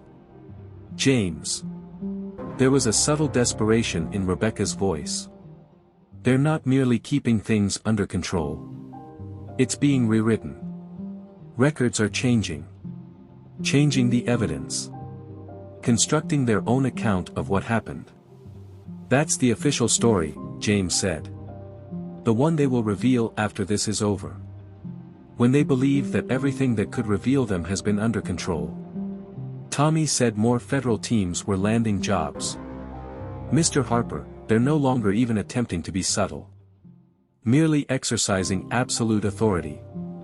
James answered, because that's all they have left when lying doesn't work. When deniability is not met. Official authority is based on brute force. Hammond examined their methods of deployment. Everything will be taken by them. Take charge of everything. Delete everything that doesn't align with their stated story. They're trained for that, James said. Authoritative authority that adheres to formal protocols. Even at the greatest levels, making them predictable. They followed these agency directors as they carried out their containment procedures via their network. Taking charge of the conversation. Securing areas. Holding possible witnesses. Everything according to the official book. You knew they were coming, Hammond said. Likewise planned for this level. When the authority of the government would have to be publicly displayed. James affirmed that official authority adheres to official patterns. The response becomes more inflexible as the level rises. They saw what they believed to be complete control mechanisms being implemented on Rebecca's computer. They now contain more than simply evidence. The truth itself is contained by them. James remarked with joy as they exposed themselves. Each and every official action. Each and every permitted intervention. Every use of federal authority is recorded. At the hospital, Maria reported more attempts at detention. Everyone who could know anything is being taken. Silencing witnesses by the use of government authority. James answered, because that's all they have left. To safeguard official secrets, official power employs official means. Never noticing. Rebecca said, we established our own authority outside of their control. Beyond what they can control. They were quite certain that these agency leaders were coordinating through their surveillance. Official power that adhered to formal procedures, leaving them open to attack by anyone who knew how true authority operated. As more government teams put their containment plans into action, James questioned Hammond, remember what I taught you about official truth? She remembered that it's just true until someone demonstrates what actually occurred. Until someone reveals what the government is trying to conceal. Because government directors were actually exposing themselves, even if they believed they were controlling the situation. Each and every official action. Each and every permitted intervention. People who had learned to see through official illusions were documenting every use of federal authority. The last truth was emerging from the battle for Ironwood Creek. The type of official power that believed authority could control facts, erase reality, and silence any voice that threatened to expose it, not only government conspiracies or corporate misconduct. They were going to discover why some truths are uncontainable. Not even by those who believe they are in charge of reality. The agency directors came specifically for James Harper, walking into his store with the assurance of men who felt they were above the law because of their federal authority. Director Matthews took the lead, with armed security detail moving in practiced unison at his sides. Matthews' voice carried decades of command presence, Mr. Harper. This circumstance has been categorized as a national security issue. You will submit to federal detention and turn over all evidence. Right away. James observed other government teams securing the perimeter through their monitoring network, demonstrating their power. They now publicly display it, thinking it gives them complete power. The federal government now has jurisdiction over your store. Wilson, the director, added. All communications, all monitoring, and all records are now classified. Any resistance will be viewed as a violation of national security. Apparently oblivious to the federal officials scurrying to safeguard their systems, Rebecca kept working at her computer. Protecting corporate criminals, hiding official corruption, and defining national security in an intriguing way. Director Roberts interrupted abruptly, Mrs. Harper. What you're tampering with is unknown to you. The relationships you've made public, the operations you've exposed. They are beyond your comprehension. We fully comprehend. James gently answered. The relationship between government authority and corporate power, as well as how official agencies shield illegal activity. Hammond seen her previous supervisors implementing their containment measures. When official power perceives that their network poses a threat, they are enforcing the traditional procedure of total information control. They followed more federal teams as they secured sites around the Ironwood Creek, took over communications, arrested witnesses, and established what they perceived to be total control. Maria says the hospital has tried to detain her several times. Rebecca used their secure channel to transmit. Anybody who might know anything is being silenced. There was a subtle desperation in Tommy's voice. Every computer, phone, and potential source of evidence is being seized, Mr. Harper. However, they have no idea what they're actually searching for. James completed because official power is predictable and always adheres to formal protocols. With a physical force emanating from his authority, Matthew took a step closer. This is over. Will you turn over all of the evidence you have collected, including all of the files, recordings, and pieces of evidence? James slowly looked him in the eye. Just like you did to other witnesses, you'll make us vanish. Additional whistleblowers. Wilson's hand moved in the direction of his phone. Examine our secure networks. Verify that nothing has been sent. Rebecca noted with joy that it was too late. Too late. As their encrypted channels blazed with urgent reports, evidence that appeared simultaneously in several jurisdictions, files that reached media outlets, oversight committees, and foreign press, they observed understanding dawn on the faces of the agency directors. Have you done anything? Roberts requested that he crack his official composure. Tell me the truth, James said plainly. Every attempt to silence individuals who attempted to speak out, every official action that protected unofficial power, and every link between corporate wrongdoing and government authority. Although more federal forces were believed to be approaching, Iron Jack's team's maneuvers lacked the confidence they had previously possessed. Expert operators were able to determine when containment was not feasible. You can't. Matthews's voice trembled a little. These are classified operations. It is impossible to reveal these linkages. The harm to the country's security. James clarified the system that permits agencies to shield corporate criminals who silence witnesses in the name of national security. You mean harm to official authority? Maria sounded triumphant. The hospital is safe. They are the ones being chronicled, as their custody teams have recently learned. Every effort to quiet witnesses was captured on video and shared. Hammond observed her erstwhile supervisors grapple with mounting anxiety. This was not what they had anticipated. Authorities constantly believe they can control the truth. They're trained for that, after all. James concurred. Limiting events, managing stories, defending the official narrative, and leaving people open to the real truth. They saw federal teams realize the pointlessness of their role through their network. Every effort to keep things under control simply serves to highlight the corruption of the government. Final opportunity.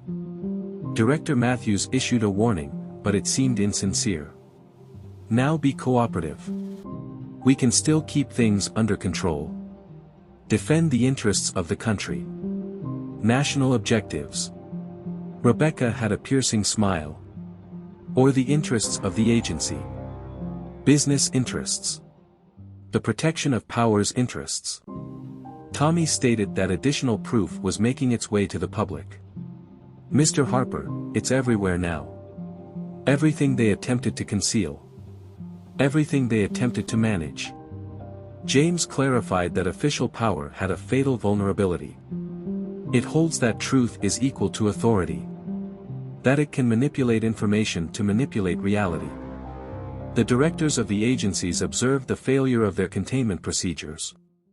The facts they attempted to hide expanded beyond their control, shattering their rule. Roberts managed to say, "You don't understand what you've done. You've jeopardized operations and exposed systems." "We fully comprehend," James said. "We are aware that the management of truth is how official power endures. By keeping witnesses silent. By erasing evidence." They observed as federal personnel received increasingly urgent orders through their surveillance. Expert operators were able to determine when the intimidation power of official authority had diminished. "Do you recall what I told you about the true nature of truth?" As more evidence made its way to the public, James questioned Hammond. She recalled that it's the one thing that official power cannot control. Regardless of how much power it asserts. Because agency directors believed they were controlling a problem at the time. In fact, they were making themselves vulnerable. Every effort to stifle the truth. Every use of governmental power. Every link between corporate criminality and governmental power was exposed to a world beyond their control. Its ultimate reality was being revealed by the battle for Ironwood Creek. Information control is the foundation of that governmental power. Furthermore, some information is uncontrollable. Not even by those who believe they are in charge of reality. There was no major clash or bloodshed when formal power fell. It was accompanied by the silent understanding that once power is revealed, it can no longer be used as a form of intimidation. Director Matthews observed his federal teams being inundated with reports of evidence that was getting out of hand. Matthews said, "You don't know what you've started." However, his voice was no longer imposing. "The systems you're making public. You're jeopardizing the operations." "That's precisely what we wanted to reveal," James said coolly. "Every link between corporate wrongdoing and official authority. In the name of national security, every effort is made to suppress the facts." They observed federal teams leaving their containment locations via their monitoring network. Expert operators were able to determine when the authority of the state was no longer able to control occurrences.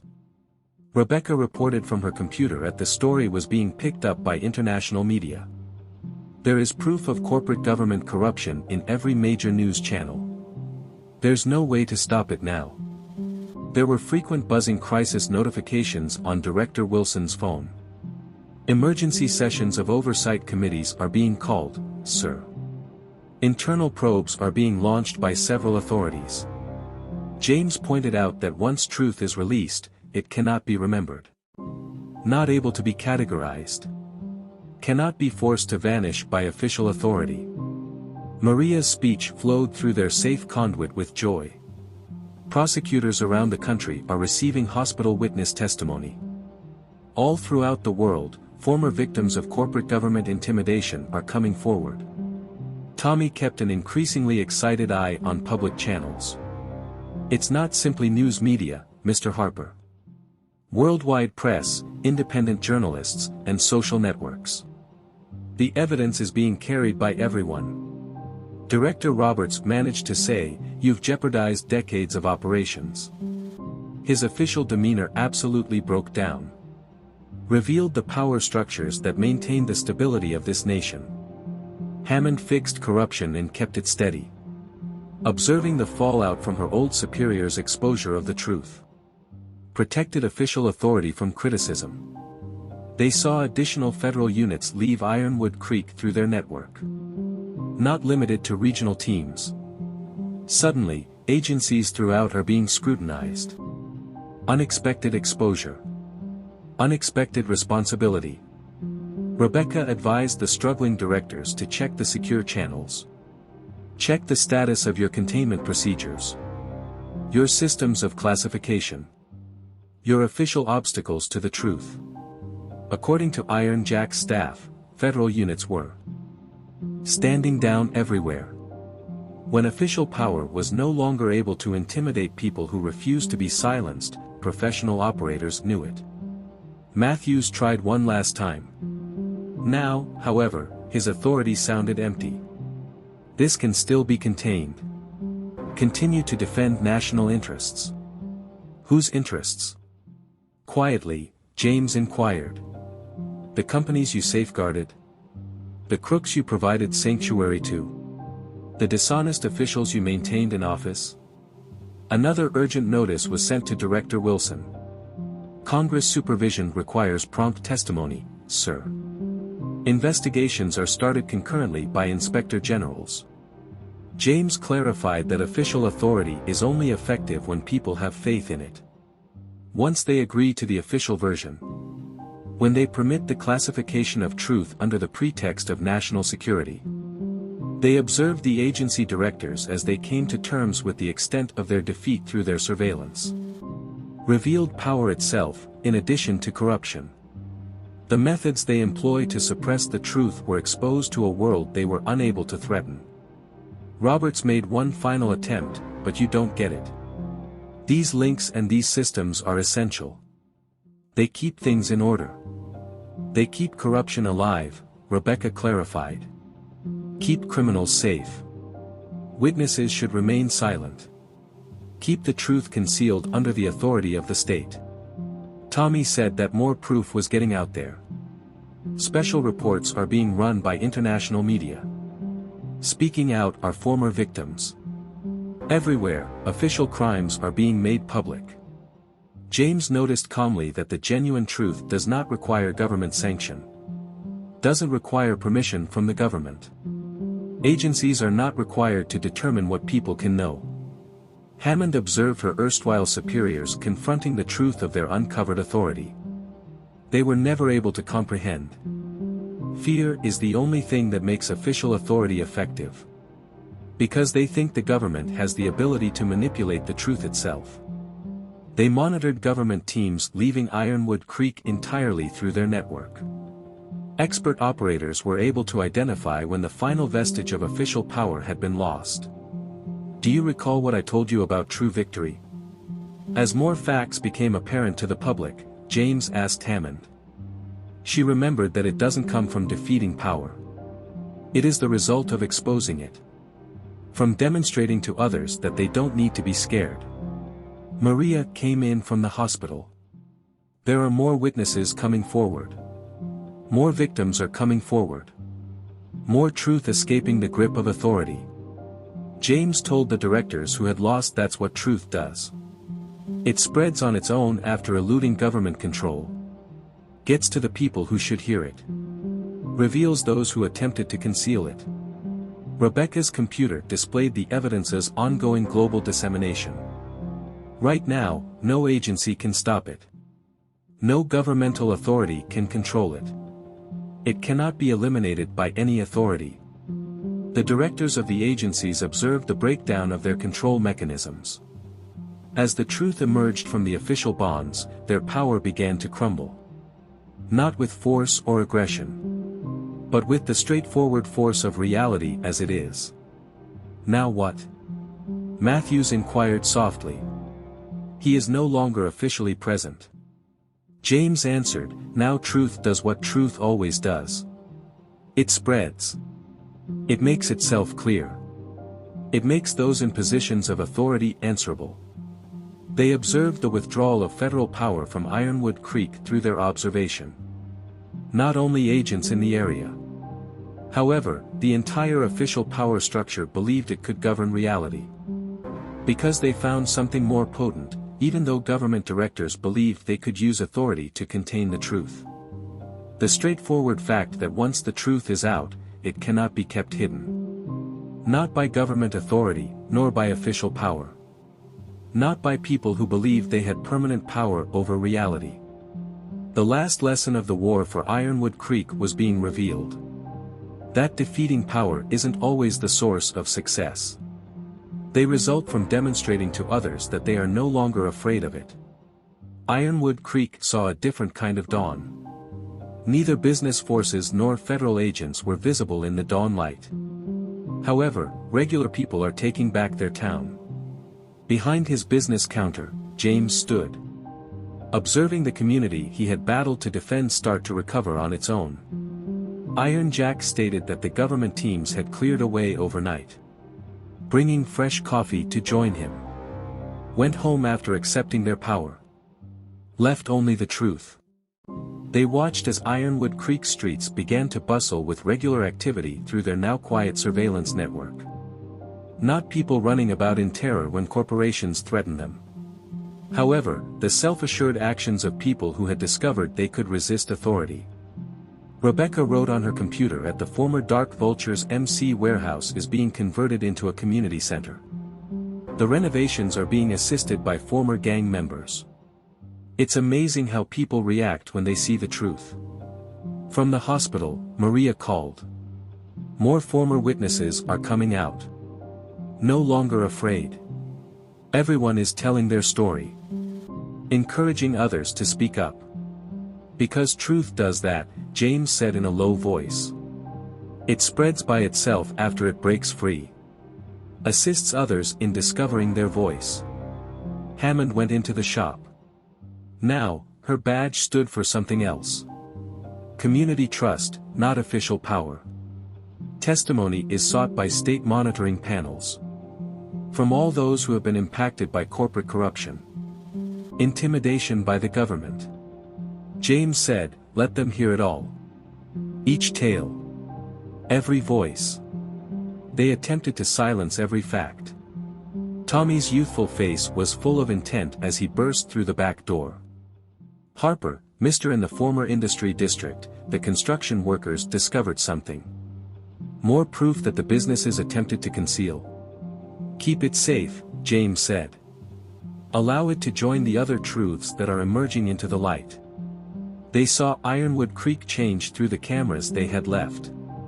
In soul as well as in body. People are getting taller. Speaking openly. Aiding in the reconstruction of what corruption attempted to destroy. Do you know what I discovered? Rebecca spoke quietly. Seeing fearless family shopping. We exposed more than just government corruption and corporate wrongdoing. We demonstrated their ability to resist. Able to stand together. From all throughout town, Iron Jack's squad provided updates. Former rivals collaborating together. Dark horsemen who have eschewed violence in favor of truth. Corporate operatives with a conscience. Federal operators who had not forgotten their true mission. It's as if the town is awakening, Hammond said. Not only out of fear, but also because of the kind of silence that allows corruption to flourish. James observed an old customer being assisted with her groceries by a former Dark Rider. Because power rests on silence. What corruption need to endure. How power keeps things under control. According to Maria's reports, the mending process was not limited to the physical wounds. People are now speaking freely. Exchanging experiences.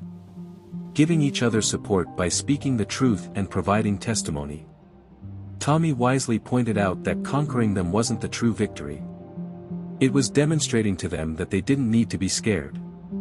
They monitored favorable improvements spreading throughout their network. Other towns are gaining bravery. Additional witnesses coming forward. Other groups against corrupt authority. You anticipated this, Hammond muttered. Not merely exposing them was the plan. Intended to aid in post-treatment healing.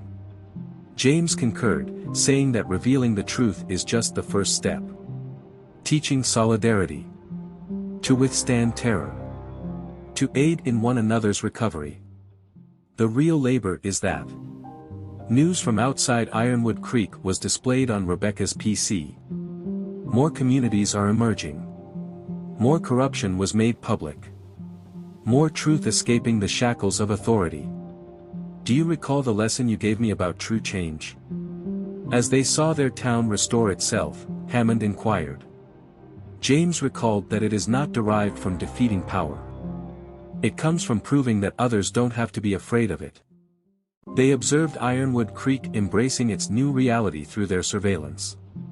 Not only the absence of corruption, but the power that results from solidarity. The bravery that develops when quiet is broken by truth.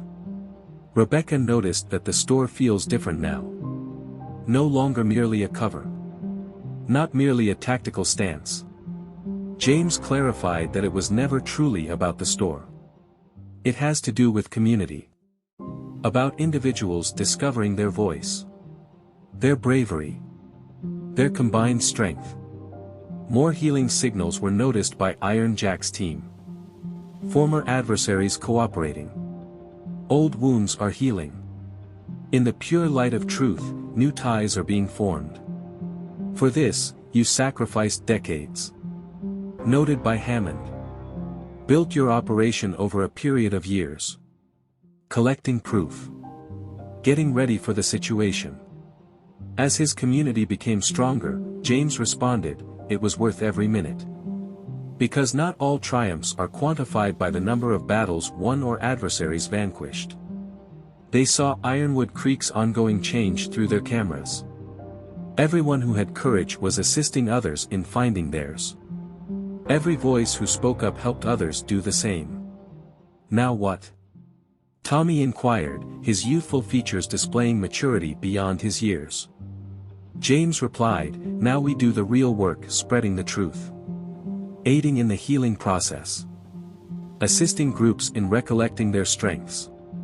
Because although Ironwood Creek had triumphed in its fight against corruption, power was not the true winner. It was to demonstrate to others that they could resist it. Could not give in to it. May recover from its injuries collectively. Their village was bathed in healing light as the morning sun rose higher in the sky. No longer merely a battleground, but a community realizing its power. Realizing that fighting force isn't always the key to success. They originate from assisting others in remembering that they never had to be afraid of it. James Harper continued to open his store at precisely 5:30 a.m. a year later. Everything had changed except the morning ritual. Ironwood Creek was no longer a battlefield but something more powerful. A group of people who had learned to support one another in the face of danger. Rebecca said it's amazing what a year of truth can accomplish. As morning light painted their refurbished storefront, they joined him for a cup of fresh coffee. The historic structure now proudly carries its past. A representation of defiance became a ray of strength for the neighborhood.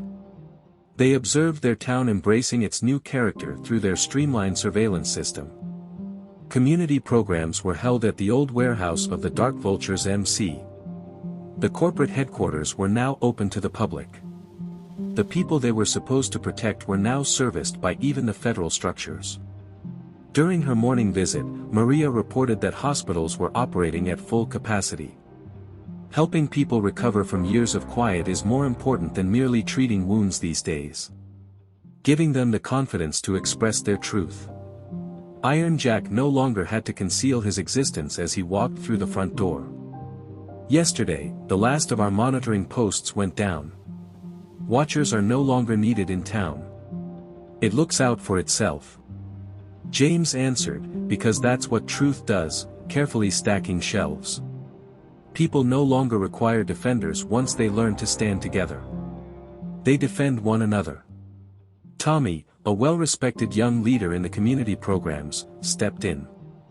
The juvenile facility is once again overloaded, Mr. Harper. Kids are being taught how to reject pressure by former gang members. How to defend the moral high ground. Hammond showed up in her new position. As a community liaison, not a government agent.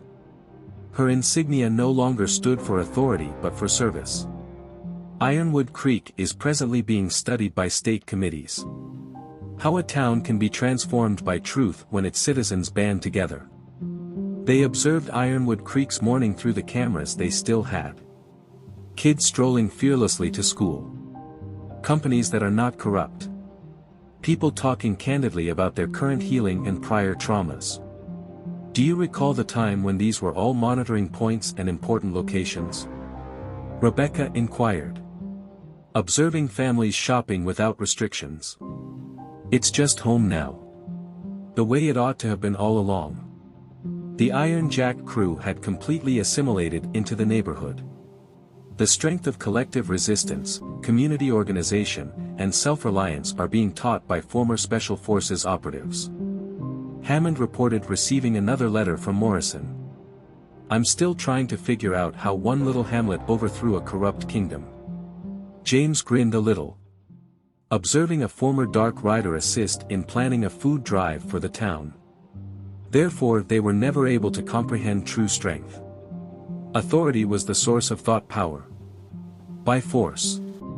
Out of terror. Maria concluded, when it truly comes from people standing together from freely expressed truth. From groups defending their own. The sun rose higher in the morning. Shedding light on the change in Ironwood Creek.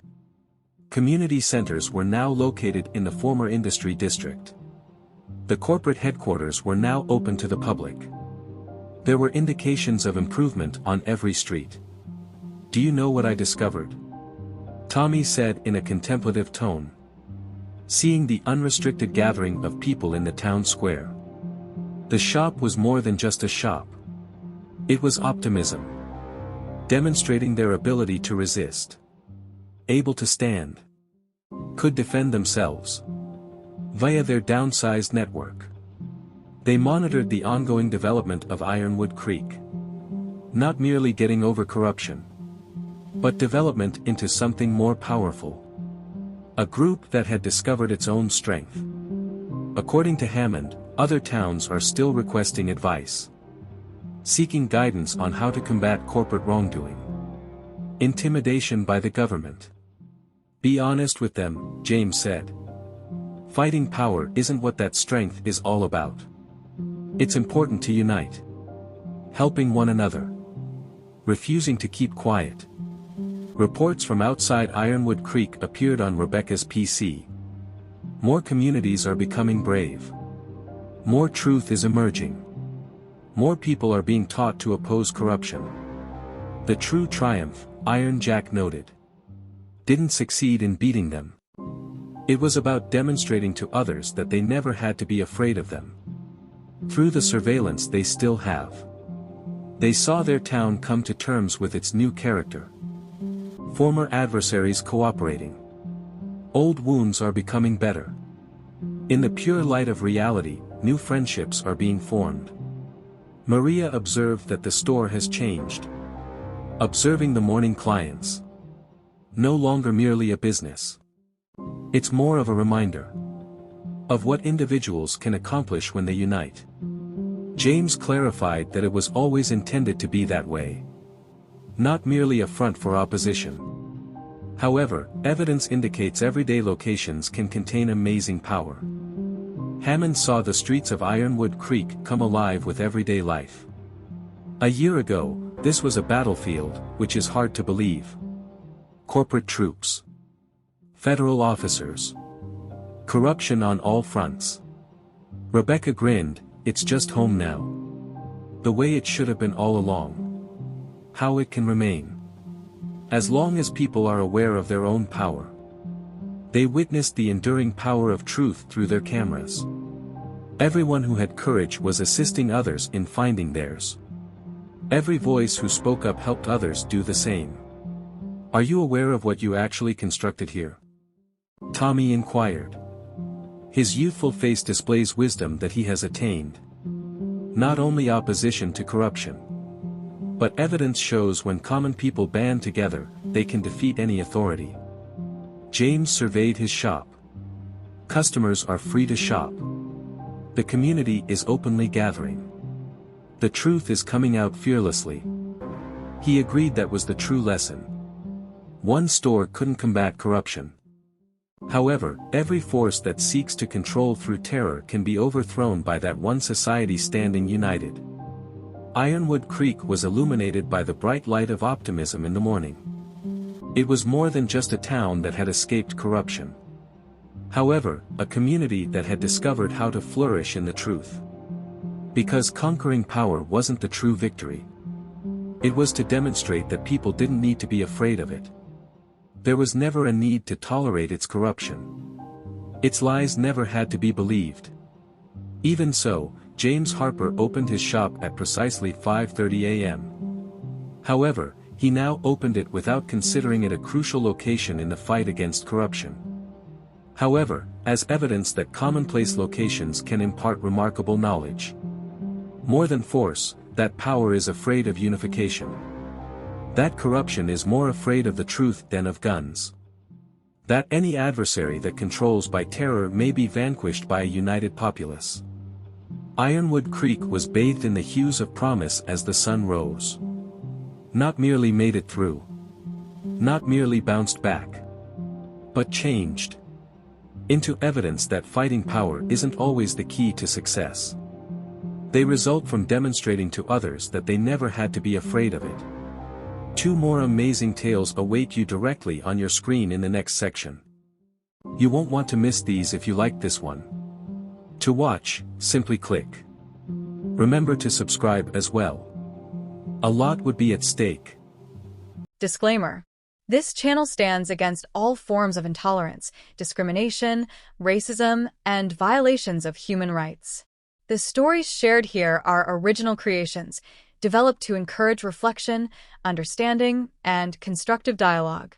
All content is produced with a commitment to respecting diversity and honoring human dignity.